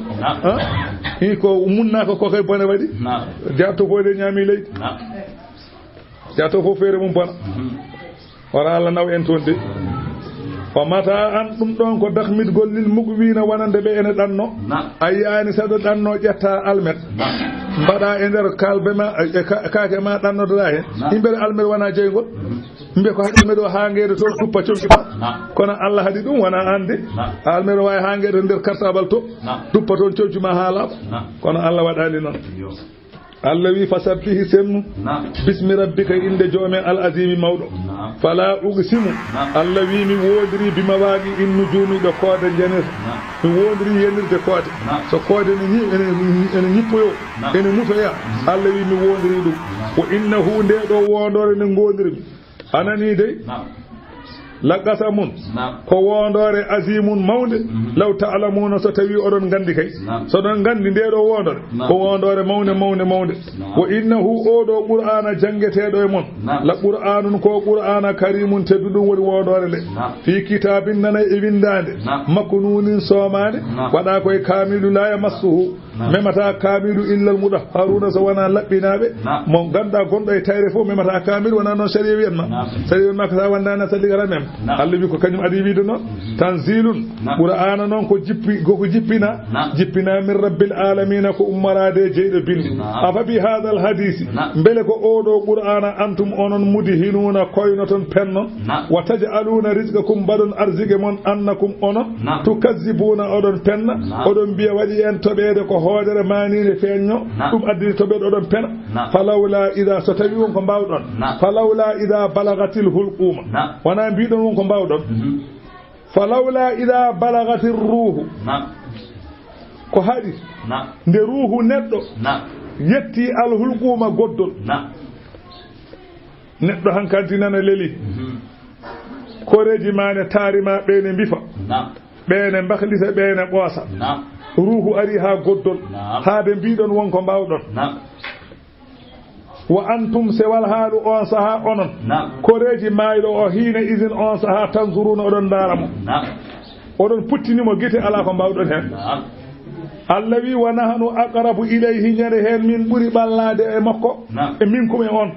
to bange gandala min buri mo ballade on sabu ko yiyata ko odon on jiyani dum walakin la tubsiruna kon on jiyata falawla in kuntum ghayra madinin ko hadi tawde on laati wa biidon on jobetaake biidon ummital ala biidon hay huunde kay ko kalsone do mayi tan gasi tawde won ko bawdon Allah wi ko hadi on tarji'una ha nutton ruhu o faare der bandu o wusta in kuntum sadiqina so tawi kon gondube kay e ko biidon ko fa amma in kana so tawi laatima non maayowo o minal muqarrabin koye mallinanoɓe Allah o jeyano oɗo maayowo kay farawhun koye foftere tan waray ha nun e arzigue moƴƴo toon o fayi hol on arzigue wa jannatu na'imin e aljanna nemiɗo so tawi oɗo maayowo koye jiyaɓe Allah jeyano oɗo ko aljanna fayi wa amma in kana min ashabil yamin so tawi koye joomiraɓe jungo ñaama noon o jeeya fa salamun laka kisal wodanima e lefte Allah hisnuma e lefte anani de min ashabil yamin e joomiraɓe jungo ñaama en wa amma in kana so tawi noon laatima oɗo maayowo minal mukazzibina koye fenninoɓe addallina majjunoɓe so tawi koye ɓen o jeeya fa nusulun oɗo jipporde makko min hamimin ko ndiyam gulɗam wa tasliyatu enade jahimin jeygol wiyeteni inna hadha ay ko kalanmami ko koko waɗata la huwa ɗum ɗo haqqul yaqini ko haqqi jananaɗo ko gonga mo ganduɗa koko waɗata ayi anima waɗi fasabbihi ɗum noon sennu bismi rabbika inde joome al azimi mawɗo joome mawɗo o sennu ɗum simore nde ɗo nde wiyete ko suratul hadidi makka nde jippi ɓe mbi ko madinatul munawwara aaji ɗe noon ko nogas e jeenayyi wiyama noon so tawi en jaari ko makka kayre woni sababu sayyiduna umar radiyallahu anhu jabde Allah umar ibn khattab sababu jabgol makko Allah ko nde ɗo simore omo jogino bandi ko debbo bandiraɗo debbo o kañum e joom galle mum fof ko jabɓe Allah so pini tan dawoyta ko galle nelaɗo Allah ko nani fof ene bindane gadda kanko noon on saaha kanko Seydina Oumar o jaɓani Allah ko kefen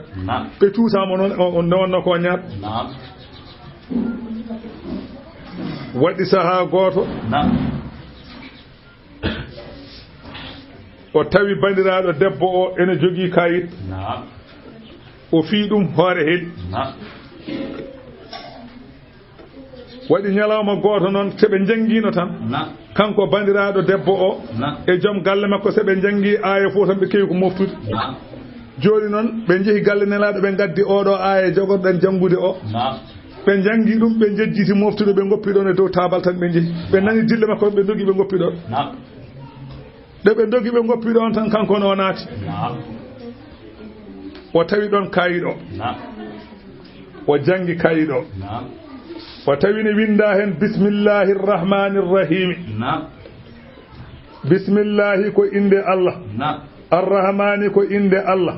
arrahimi ko inde Allah sabbaha lillahi senni wonande Allah mawnini wonande Allah teddini wonande Allah ma fi samawati ko wone asamanuji wal ardi e ko wone leydi fof teddini Allah wa huwa al azizu kanko Allah woni lamɗo polɗo al hakimu ñeññuɗo lahu ene wodanimo kanko Allah mulku samawati lamanteri asaman wal ardi e leydi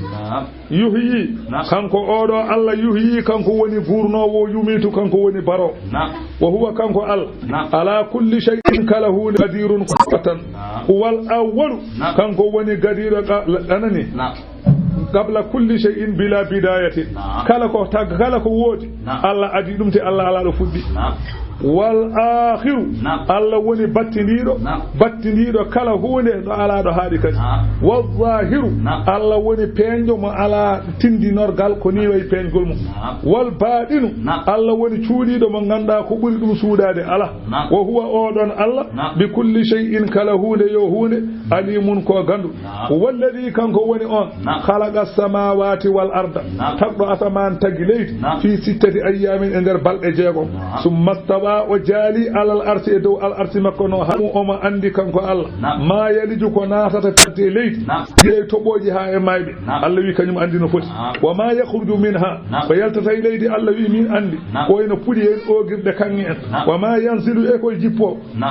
mina samai ummade asaman ko wayno yurmede e lefte wa ma ya'ruju e ko ngabbata fiha e asaman golle moƴƴe e bonde wa huwa ma'akum Allah ene wonde mon e gandal mum ayna ma kuntum kala ɗo gonɗon wallahu Allah noon basirun kanko woni jiyowo bima ta'maluna ko golloto lahu mulku samawati kanko jeeyi asaman lamanteri leydi asaman wal ardi e lamanteri leydi wa ila Allahi ko fewde Allah turja'ul umuru ruttete fiye kuuji yuliju leyla kanko woni nanuɗo jamma fi nahari e ñalaw o usta jamma o ɓeyda ñalaw o usta ñalawma o ɓeyda jamma o yuliju nahara fi leyl kanko woni ƴettowo ñalawma on attina ɗum e nder jamma o huwa kanko Allah alimun kanko woni ganduɗo bizati suduri ko wone ɓerɗe guiley sirruji ha ko wona oɗo aya o tawi ene winda e kayit he ha yettiɗo o tiimi hen o jangi o ƴeewi oɗo ko haalate ka ɗo ka baɗo ni o ala mo heeɓi o ko kattanɗo kadi o tinte kayta kadi o jangguiti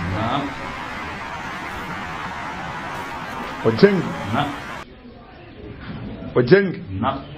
nde o jangi kayro o jangguiti hankkadi ha fuɗɗi nadde makko dooso o hankkadi naate makko kanko Seydina Oumar o dadi hawa tiiɗi o haɓɓi paɗe makko o ƴetti silam makko o nanni e nder poos makko dadol makko o ƴetti gamuji makko pop o waɗi o fayi galle si nelaɗo Allah ñande hen sahabaɓe ne jaaray 39 ala wajalin lillahi rabbihim non alhaji malik ala wajalin lillahi rabbihim eɓe jaara e 39 nande ñande hen kanko watti ɓe 50 ɓe coynima eɓe mbaɗi moɓɓolel e yeeso nelaɗo Allah o maala ko jamaro ala ko huuli te kamɓe fof ɓe ɓuuri hulde tan ko kanko omona ara Allah andi ko addata wode sahabaɓe he mbiɓe acce ara so addi ɗo jaam maw tawɗo so addi ko bone kadi maw tawɗo yo ara hay goto dirtani ɗo wonno nelaɗo haala ko haalanno deƴƴene kop no mintere waɗata ni haw yetti e yeeso nelaɗo lo jooɗi o horfini o itti jawe makko ɗe o wanno fof ha laaɓi cakkaji ɗi o wanno fof itti ha laaɓi o jooɗo yeeso nelaɗo Allah o wi ashhadu an la ilaha illa Allah ashhadu anna muhammadan rasulullah ñen hen jaɓi Allah ñen hen Oumar jaɓi Allah ñen hen l'islam dañi doole o aya wonno sababu ɗum woni subhana man la ya'lamu qadruhu ghayruhu senade wodani mo anda fodde mum taw wana kañum Allah goto andi no foti goddo anda no Allah foti hay goto anda no Allah foti Allah no foti ni kañum tan andi goddo anda nelaɗo Allah wi hay goto anda fodde Allah wala yablugul wasifuna sifatahu ala cifatoɗo ha heɓa katudi sifa Allah ruwi annahu qala sallallahu alaihi wasallam o wi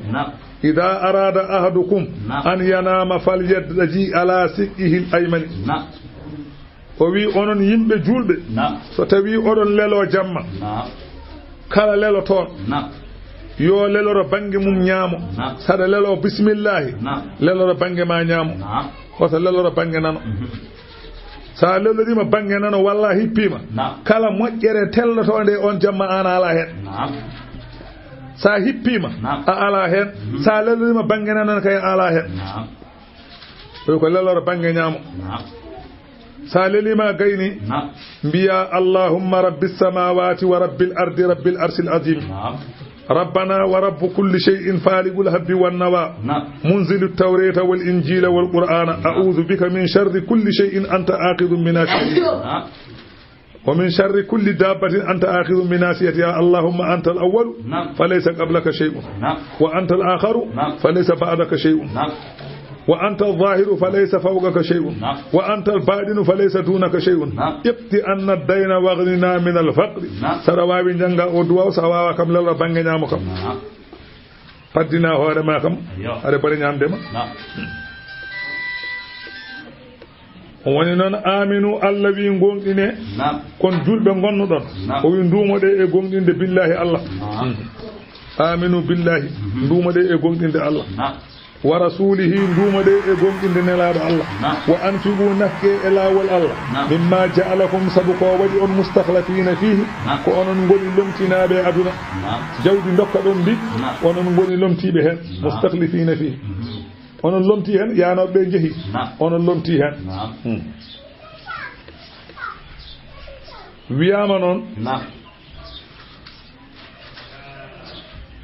Allah wi falladina amanu minkum ben be ganduda enen gonɗini Allah e monɓe wa anfaqu ene nafqi lahum ben wodi men ajrun jobdi kabirun mawdi nafquɓe ɓe kay ɓe jogima jobdi mawdi de wiyama noon aya o woni sababu o ko walde Tabuk wiyama nde ɗo walde o hitande fergo nelaɗo Allah ene yaara e duuɓi 9 nde welde nde ɓenni tan nelaɗo Allah maayi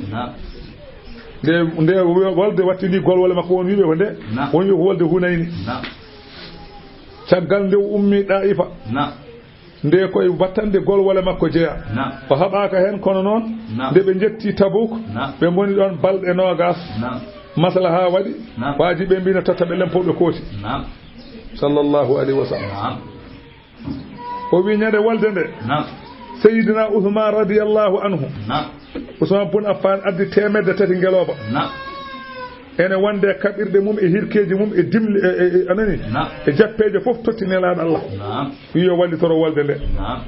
o itti ujunere menkelde kange pire o waɗe yeeso nelaɗo Allah o yo wallitoro walde nde nelaɗo noon wone ƴettude kange o ene wahlita ne waɗa ni won konngol wi nelaɗo Allah ñande hen kanko Seydina Ousmane o addi ko capanɗe jeeɗiɗi puccu o waddi hen kadi Seydina Rasul sallallahu alaihi wasallam wi ma ala Ousmane ma fa ala ba'da hadihi o wi Ousmane ko waɗi ko ala bawɗo wadde ko ɓuri ɗum towde ala bawɗo wadde ko ɓuri ɗum hewde ko Ousmane bun Affan waɗi ko o wi ma fa'ala ba'da al-yawmi o wi Ousmane ghafara Allahu laka paama an Ousmane Allah yaafi mama ma asararta ko cuunda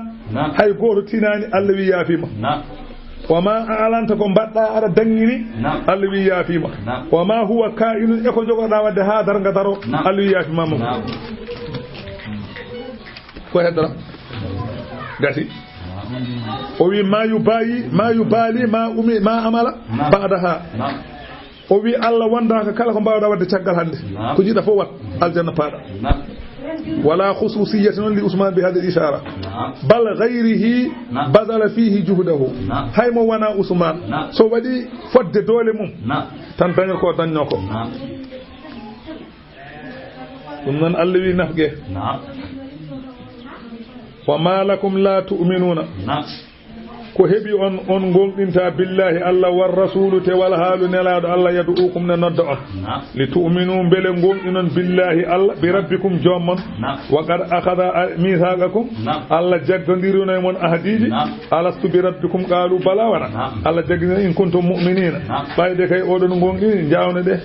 walladhi kanko woni on yunazzilu woni jippino wa ala abdihi e maccudo mum ayatin ayaje bayyinatin de ganda ko peññinaɗe li yukhrijakum bele o yaltina on min al-zulumati ummade e keferu ila nuri fewde limanako inna allaha alla bikum e yaltinde on e keferu fewde limanako lara ufun ko cattudo rahimun yurmen wa malakum ko hebi on caggal ne gonɗin ɗon no ko halko o hebi on allah tunfigune mbasaton nafɓude fi sabilillahi ila wal Allah bele on ganda walillahi ko Allah jeyi mirasu don teteri as-samawati wal ardi asamane leydi don teteri ndi hol jeydo ko Allah jeyi ɗum noon so tawi on nafƴi bismillah so on nafƴi mala jodde la gande non la yastawi foto dirta minkum e mon man anfaga nafqunor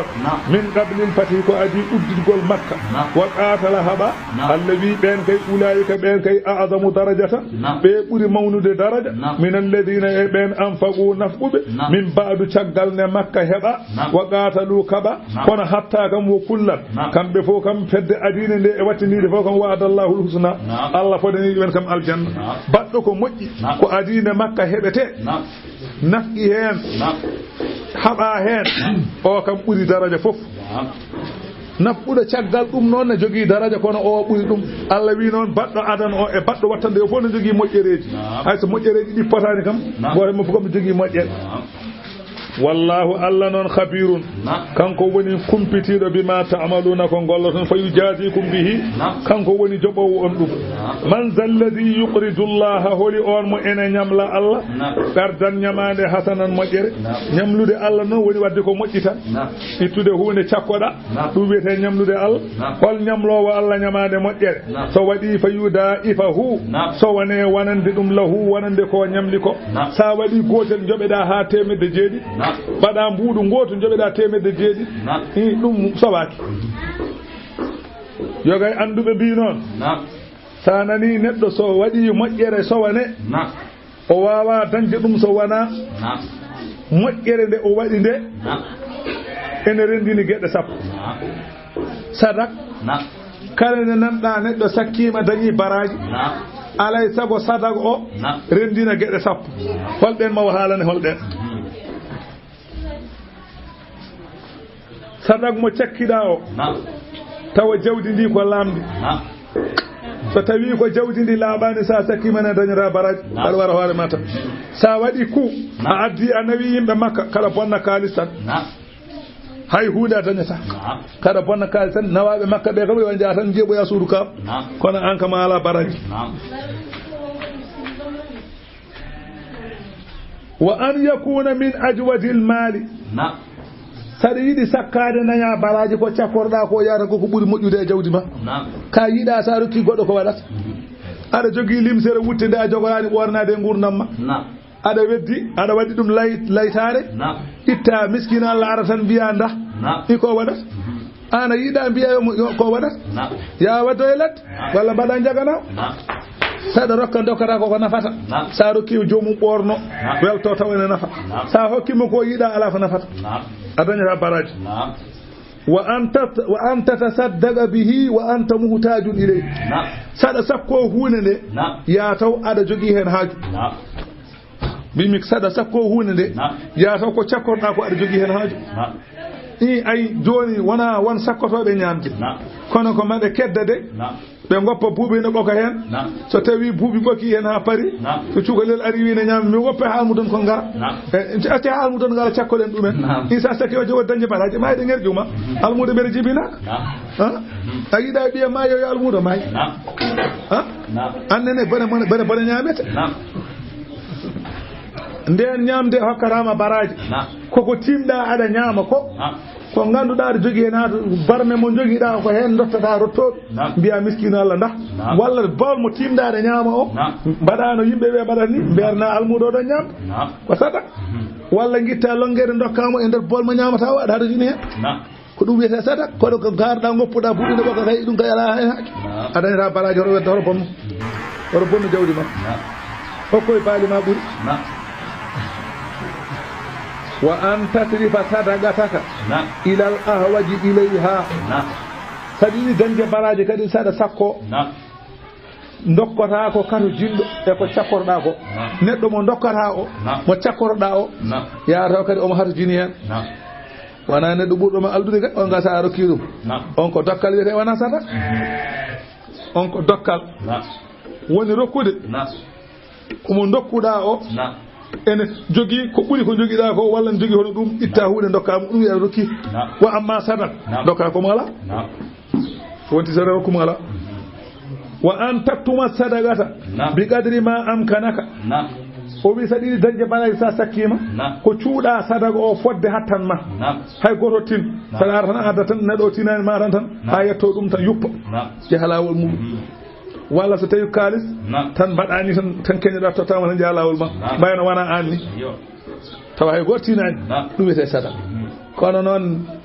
mbeɗa nawaɗo sada galle kaari en mi weejani kanga kay weeji wa alla tatabi'aha bil manni wal adha sada sakko tawa arewnani hen baju arewnani hen to e sanna wana min de o nyamata sanna wana min de o dañata ay wutti mobol sanna wana mi borta ko bonni baraji ma boyi wa an taksida biha wajha Allah sada sakko kadi taw ko cakoda ko sabu Allah paasida wana pour ada burimo wana pour hay fuude ko Allah tan wala tura inna biha ko to yengino yimbe hen wa an tastahqira ma taadi kadi ko dokkuda mo ko jaba sada sakko kadi sadi danje baraji ko cakkoda ko a yawat dum wa in kana kaseeran haythu heewi an yaw wa an yakuna min ahabbi amwalika ilayka ko dokkata ko yaata ko burda yidde e jawdi ma dum dokkata ene we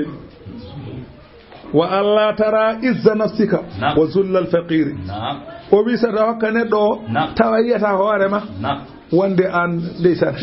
kaari de yurmini golam kaari de tawa yaani an ada burimo dal jiida tan gono fof ko poti kaari itta sada to tamu kon wana ada burimo kono golam kaari da ko yurmini ala hay ko nyaami golam dokkum sa tawi ko non danta baraji saba yiitimo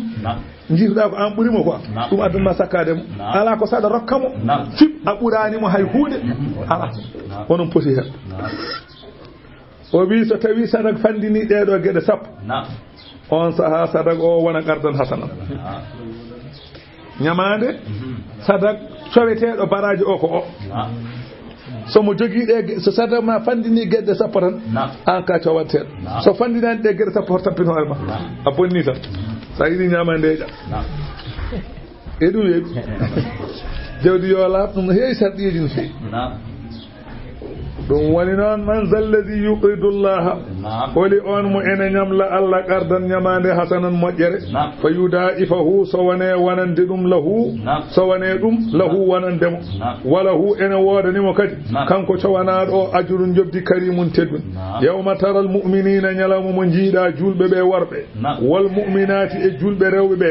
jiyañade hen nuruhum annore maɓɓe yasa a ene yaha bayna aydihim yeeso maɓɓe wo bi aymanihim annore woni bangeji maɓɓe ñaamo Allah wi Allah wiyaɓe ɗemgal malayka bushrakumul yawma bel welto wodani on hande jannatun aljannaji naate hen tajri ɗi enen ndaso min tahatiha e les mum al anharu caali khalidina fiha seɓe naati aljanna o kamɓe ɓeeɗo julɓe rewɓe wor keɓe sasoɓe toon zalika nadde aljanna sasa noon alfawhu alfawzul azim woni malal mangal yo Allah waɗanen ɗum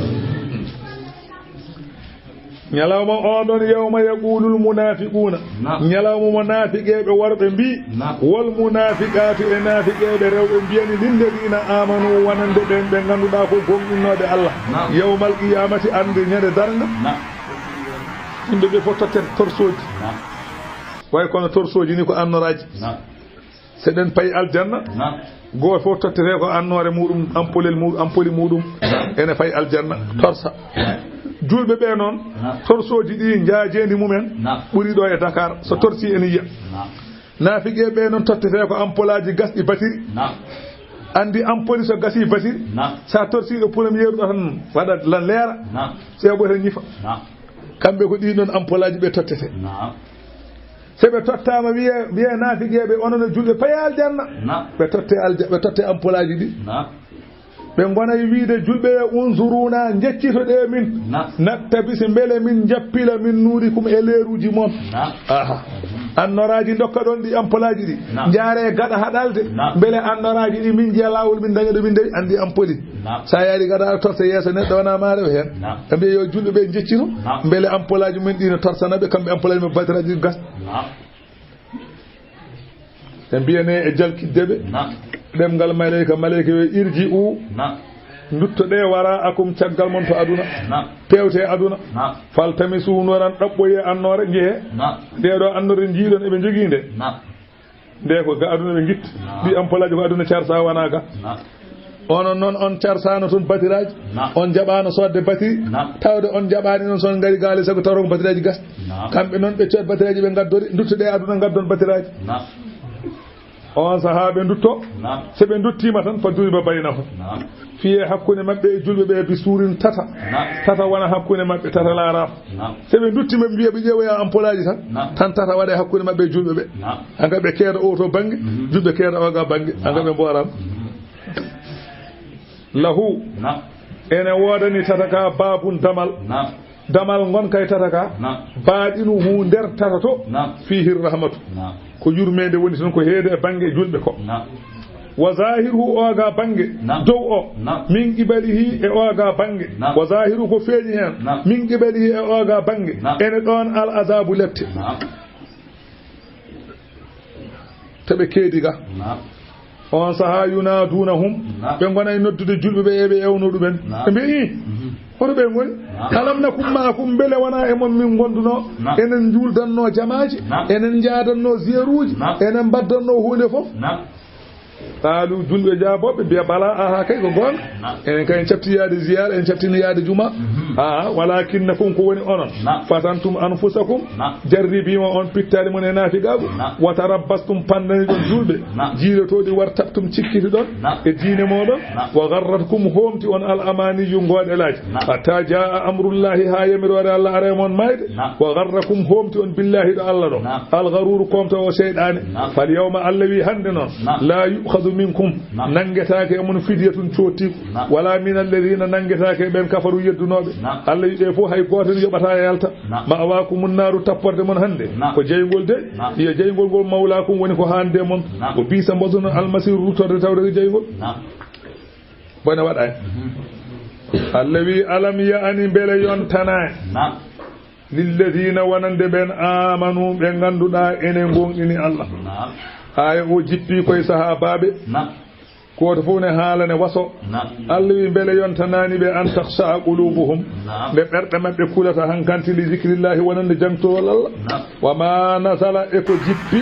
min alhaqqi ummorade qur'ana wala yakunu hoto kamɓe julɓe hoto ɓe laata kallazina eɓe mbayno ɓen utul kitaba rokkanoɓe deftere min qabli ko adi yahudiyankoɓe annasara en dokkanoma deftere kebbini hen wasoji faɗala alayhimul amadu juute maɓɓe dumunna fa kasat qulubuhum ɓerɗe maɓɓe joori wa kasirum minhum ko heewe maɓɓe fasiguna ko fasiqel i'lamu gande anna allaha allah yuhyil arda kanko woni guurtinowo leydi ba'da mawtiha caggande leydi ndi maayi kad bayyana lakumul ayati allah wi min peññinani on dalillaji mbotin paago hattan amen la'allakum bele jo onon ta'qiluna oɗon jogo haqqillaji innal musaddiqina ɓe ganduɗa ko sakkotoɓe worɓe ɓe wal musaddiqati eɓe ganduɗa ko sakkotoɓe rewɓe ɓe wa aqradullaha ene ñamli allah qardan ñamande hasanan moƴƴere allah wi yuda'af ene sowane lahum wonande ɓe walahum ene woni ɓe ajrun jobdi karimun teddudi walladina amanu billahi ɓen ɓe ganduɗa ene gonɗini allah wa rusulihi ene gonɗini nelaɓe allah ulaika ɓe kay humu siddiquna ɓe goni kaatude gonɗingol ɓe goni ɓe ganduɗa ko gonɗinɓe kaatude gonɗingol wassuhada'u ɓe goni seedeji inda rabbihim to jowmen ɓe ceedoto yawmal qiyamati anani lahum ne waɗani ɓeɗo ajruhum jobdi mumen wo nuruhum e annore mumen walladina kafaru ɓen ɓe ganduɗa ene gonɗini allah ene jeddi allah wa kazzabu penni bi ayatina e gonɗi ene gotin paago hamen allah wi e hawnide amen ɓe jeddi ɗum ulaika ɓe ashabul jahimi ɓe goni yimɓe jeygol ilamu gande onon julɓe ɓe gande annamal hayatud dunya ay gurdam aduna la ibun ko pijjinegol wala hawun ko belade wa zinatun e cuɗari tan wata fakhurun ko basodiral baynakum hakkunde mon wata kasurun e kewodiral fil amwali e jawɗele wal awlade ɓiɓɓe aduna kay ko woni mum fof ko aduna tan aduna kala ko woni mum ko bolle puyɗe sa wawi puyna wa amma da'atu wa ma yu'inu alayha fa min umuri al-akhirati ko wiyete dewe Allah non e ko wallitorte dewe Allah ko ɗen koye gueɗe laakara jeeya wa amma aduna noon ko pijjinegol tan e tiyatar koko gatata sa haaju ma woni hen tan daña bone sayyidina ali radiyallahu anhu nde wonno sayyiduna aliyu koye ɓurɓe wasde e aduna he jeeya wona noon omo waasi ko yiɗa sabu so tawi haaju makko arino e aduna ko dañanno a heewa sabu ko wiyete ɗo hennene e hebbine kaali ko fof ɗum mo ɓuri wawde wiyete ko lasrari ko kanko ɓuri wawde aduna o fof te kanko so wi Allah tan addat so wi Allah tan to naami o so diiɗino aduna dañanno omo haalana Ammar ibn Yasir goɗon kañum ne koye ɓurɓe wasde aduna he jeeya o wi Ammar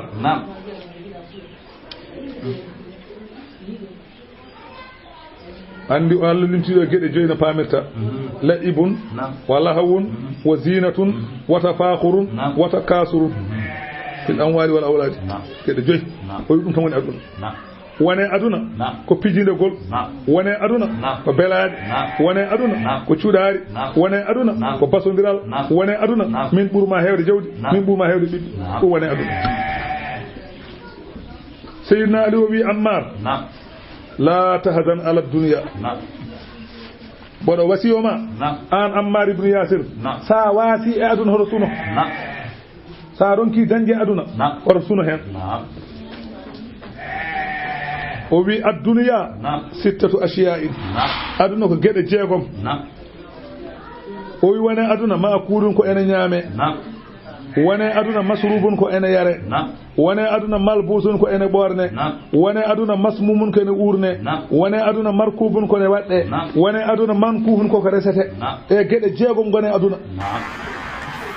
wone aduna tan koko ñaamete eko yarete eko ɓornete eko urnete eko waɗɗete eko resete goɗɗum ala aduna yeeye so tawi on jii ɗemɗo tan wone aduna fof ardi haydara hedday o wi Ammar ɓeeɗo geɗe jeegom mi haalanmaɗe o wi fa ahsanu ɗa'amiha al asalu o wi ɓuri welde ke ene ñaame aduna fof ko juumri oyi wo huwa basgatu zibabatin oyi ko buubu tutata oyi njumri koye mbuubu yaltata no mbuubu wayi nefnade ni njumri koye mum yaltata te ɗum ɗo ɓuri welde kala kene ñaame aduna wa aksaru sarabiha al maa oyi ko ɓuri heewde ko ene yara e aduna ko ndiyam ko ɓuri heewde ko yarate ndiyam andi limina kanko ma jogoɗa temedere inchallah wona ñande kala wona ko ma julde en tan walla koɗar ndiyam noon ere fo erade o wi ndiyam noon dendagal mumante won e tagoje mbabba e puccu e neɗɗo e rawandu fof poti hen ko ɓurɗa rawandu a yarate hen tan yarate sino ko limina kam jaltira temde ma cooriya o wi ɗum ɓuri hewde yarede e aduna wa afdalu malbusi ha dibaju o wi ko ɓuri yodde ko ene ɓorne e aduna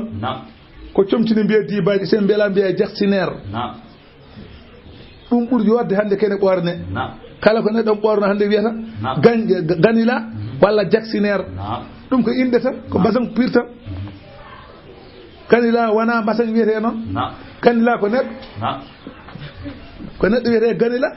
ko mbasan ris tan so goobama gooɓu killingu tan wiye ganila e punta hen kono ko mbasan tan ko debbo wiyete ganila ɗum mbiyen hande ɓuri yodde ko ene ɓorne oyi ɗum ko dibaji oyi ko gilɗi tañata ɗum oyi ko nas juddudati ko gilɗi ceñata oyi dibaji ɓuri yodde foof kono gilɗi ceñata heddi noon sa timatte machine ngaji kono gilɗi puɗɗi ɗum ɗiɗo comci ɓorne tan ɗen gilɗi ceñno artino watta e machine ngaji pewniti kono gilɗi guila nuni weeli nefnaki wa afdalu masmumiha almisku o wi kala ko ɓuuri aduna lati ɓuuri walla i lati noon ko ƴiƴam doomu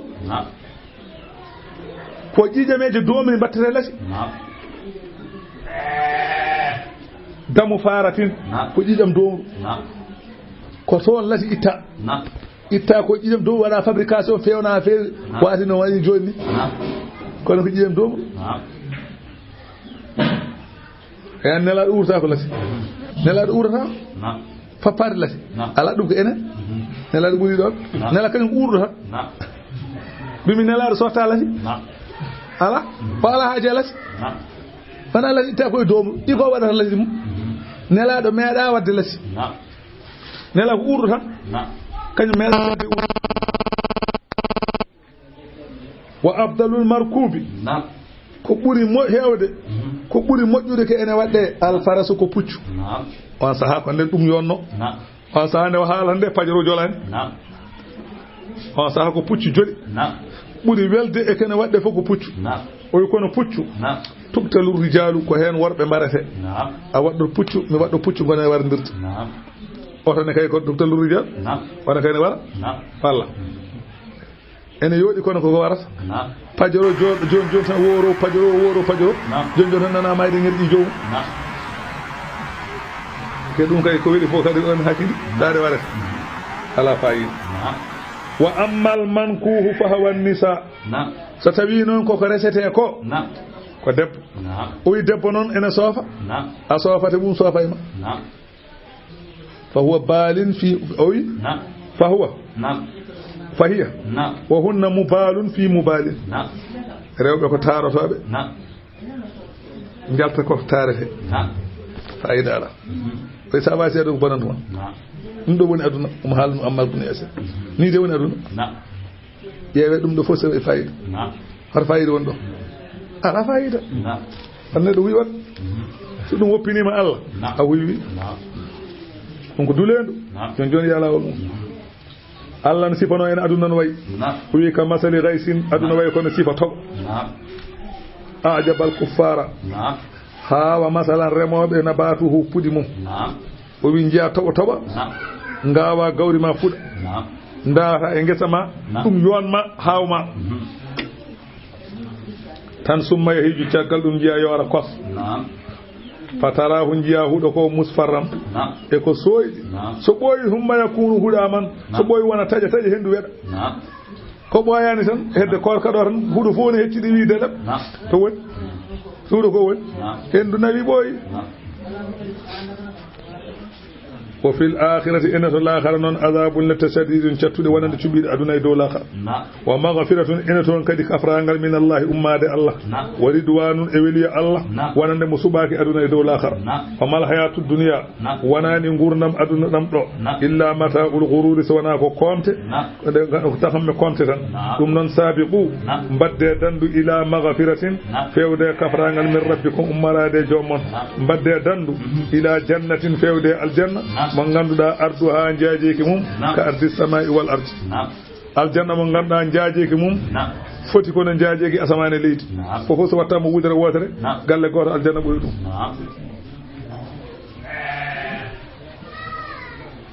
nde wonno o wi aljanna ɓuri ɗon ko fodde ko neɗɗo o wi ɗo oɗo tamsiru lil ibadi bima yaqilunahu wa ya'rifunahu o wi ko ganda eɗen paama ko eɗen ganda e ko ɓuri wawde yande pittali meɗen o wi aljanna ko fodde asamane leydi kono noon aljanna ɓuri ɗon yajji o wi noon kene heeƴe haqqille ma tan andi an kam sa wiyama tan galle so wiyama galle ɓuri asamane ɓuri leydi yaaji ɓuri asamane yaaji mbiyata ko wooro o galle mawni kono noon ɓuri ɗon haqqille ma noon ko ɗo wawi hadde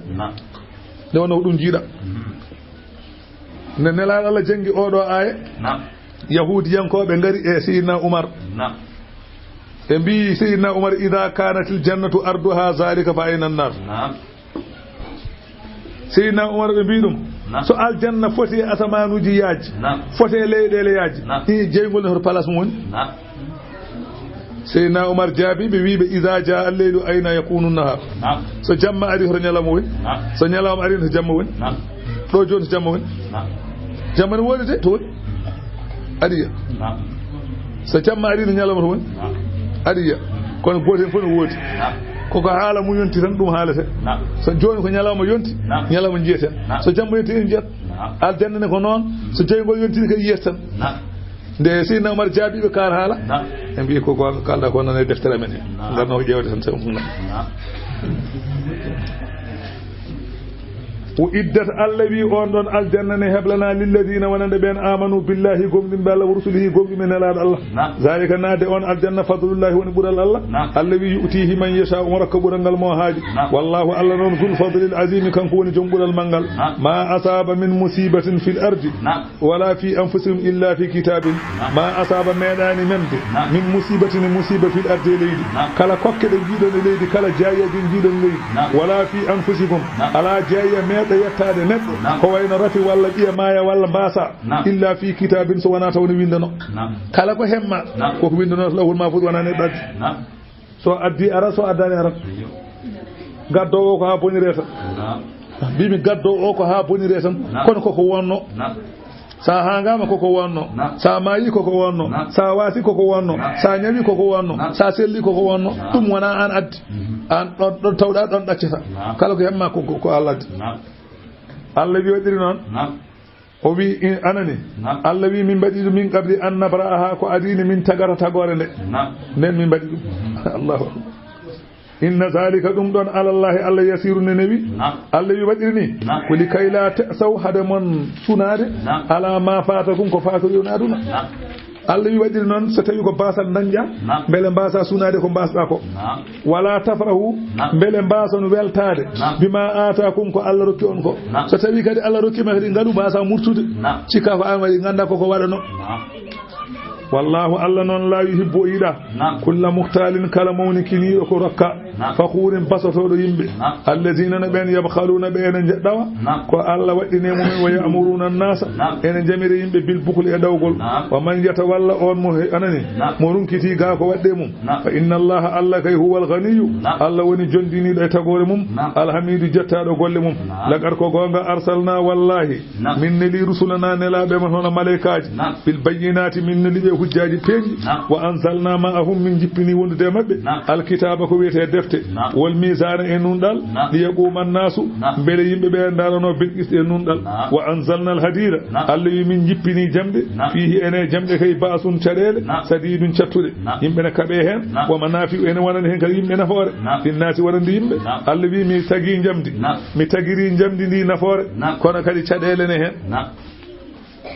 ɓeɗon jogo sile meje ɓeɗon jogue jaseje ɓeɗo cindo labɓe sa haalde jomum yuma lamaji ɗi ina mbaɗata ni laaɓi ene nafa gueɗe ɗiɗi ene nafa sa yiɗi a jogui yaboye ma taƴira tew so puccu ma aɗa jogui puccu yani ene taƴira kaɓirɗe ɗe daña puccu ma daɗa wona hay so tawi ko cubballa ne awa kadi so dooli mum loggima kadi taƴira eyyi kono laaɓi kadi ene lorla kadi neɗɗo ñaaya guesa ma sindo laaɓi sa haali fiima ɗum kadi laaɓi nafani ɗon kin kadi wona nafoore walla kaɓa e neɗɗo kadi piya ɗum laaɓi o winde baba adama telli to aljanna o arde gueɗe joyi to banggue jamɗe o ardi gueɗe kaɓirɗe wayluɓe o ardi ko wiyete sandal enen mbiyata tande wal kalbatan e gueɗe ɗiɗi ne mbaɗi ni ɗum ɓe ƴettirta e waɗi ko jamɗe mi anda no wiyete ni wayluɓe ne gandi no wiyete ƴettirte ko jamɗe ɓe cuuta ɗum wiyete kalbatan miga atu woni masalan ani nde tanayi wol mudragate fulla wol ibrate mesalal ɗum ɗo baba adama ardi guilne kam addi ko basal tan mesalal kam ewade habarama kadi o ardi mufradu ko wiyete tufirde ndo teltelal wal mishatu e jalo o ardi hen o foyde fewade won konngol wi baba adama ne sellato ardi koye gueɗe tati o ardi koye hajru aswad e ha sawru moussa e jamdi ɗe gueɗe o ardi noon o wi wa anzalna al hadida min jippini jamdi fihi enen jamdi noon basun caɗele sadidum cattuɗe yuqatalu bihi ene haɓire hen wa manafi'u linnasi ene hen kadi nafoje yimɓe woli ya'lam allahu beele allah anda man yansuruhu mo ene walla diine mum wallira ɗum ɗeɗo kaɓirɗe wa rusulahu mo ene walla nelaɗo mum bil ghaibi e birnal so tawi jogoɗa silama ko haɓoyde hefereɓe ɗum tan kam allah wi ha andira ɗum so tawi kadi o anda kadi tawi jogoɗa ko warde yimɓe tan inna allaha lamɗo allah kawiyu ko cembuɗo azizun kawiyun ko cembuɗo azizun kattiɗo mo ngala haaju e wallede allah wi wala aɗani wala gad arsalna nuhan wallahi min neli nuhu wa ibrahima e gorko no wiyeni wa ja'alna min mbaɗi fi zurriyatihima e geñgol mabɓe annubuwata annabago wal kitaba e defte en mbaɗi hen tawreta e linjila e zabur e furqan ɗum ɗo koye geñgol ibrahima fa minhum ene mabɓe muhtadin fewɓe wa kathirum minhum koɗi ko heewe mabɓe fasiqun ko yaltuɓe doftare allah wi humma gaffayna min dewni ala atharihim e batteji mabɓe bi rusulina ene laaɓe amen wa gaffayna bi isa bini maryama min dewni e isa ɓi maryama o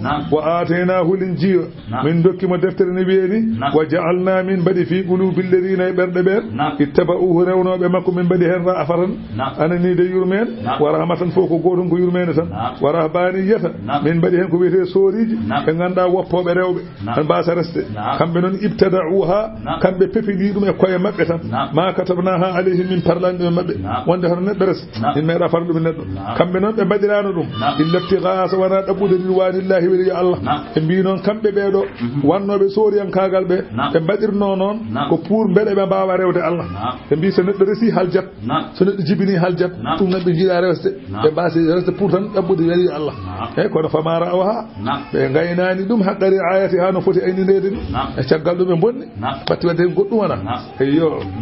fa atayna alladhina amanu andi kay so tawi kam neɗɗo wi resata dañi ɓinguel nder wuuro on kay kam fonno ton ko res haade mbiruɗa noon ka haade ma wasde rewde Allah kay kam famara awa ha haqqari ha min goni matan nde almami église gonno toon o dañino ɗo ɓinguel jalna e buumaɗo subakal o tan fana mimo resanno tan ɓuuri o woppa almagal ngal tawde sa woni almami a resata kadi hattama dañi ɓinguel e ɗum kay mimi almami waɗa e buumaɗo tan nawta addaka walla almamagal cekke moddi waɗa almami kay almami église ka matam woni noon anani famara aw ha ɓe ndenani ɗum noon haqqari ayati ha no foti reninede ni fa atayna alladhina amanu minhum min dokki ɓen gonɗinnoɓe mabɓe ajrahum jobdi mumen wa kathirun kono ko heewi min he mabɓe fasiquna ko fasigueɓe ya ayyuha alladhina amanu e hey moɗon gonɗinɓe Allah gonɗinnoɓe Isa ittaqullaha ko ɓeyduɗe hulde Allah wa aminu bi rasulihi gonɗine nelaɗo Allah sallallahu alayhi wa sallam son mbaɗi noon onon gonɗinoɓe Isa ɓe huule Allah gonɗine nelaɗo Allah son kuli Allah on gonɗini nelaɗo Allah ju'tikum kiflayni dokke ɗon gueɗe ɗiɗi jobdiji ɗi dokke ɗon min rahmata yurmede Allah holni jobdi ni gonɗin ɗon Isa ni e jobdi ndi gonɗin ɗon nelaɗo Allah ɗi wa ja'alakum Allah waɗan on nuran annore tamsuna bihi nde oɗon jaɓɓira ɗum e dow siraɗi wa yaghfir lakum Allah yaafo on wallahu Allah noon ghafurun kanko woni jaafoɗoɗo rahimun jummotoɗo Allah wi waɗi noon wali Allah ya'lama beele anda ahlul kitabi jomiraɓe deftere tawreta en ɓe gonɗinani nelaɗo ɓe ganda an ko woni fi la yakdiruna ɓe kattanani ala shay'in haydara min fadlillah ɓuural Allah ɓe ganda soɓe mbi nelaɗo Allah wona nelaɗo e mabɓe e penat ɓe mbi keɓe yiɗɓe Allah ewe keɓe bandiraɓe Allah e penat wa anna al fadla ganda ɓe ganda ɓuural bi yadillahi woni koye juuɗe Allah yutihi Allah rokka ɓuural ngal man yasa mo haaji rokkude wallahu Allah noon zul fadlil azimi kanko woni joom ɓuural mal ngal sadaqallahu al azim fatiha salatul fatiha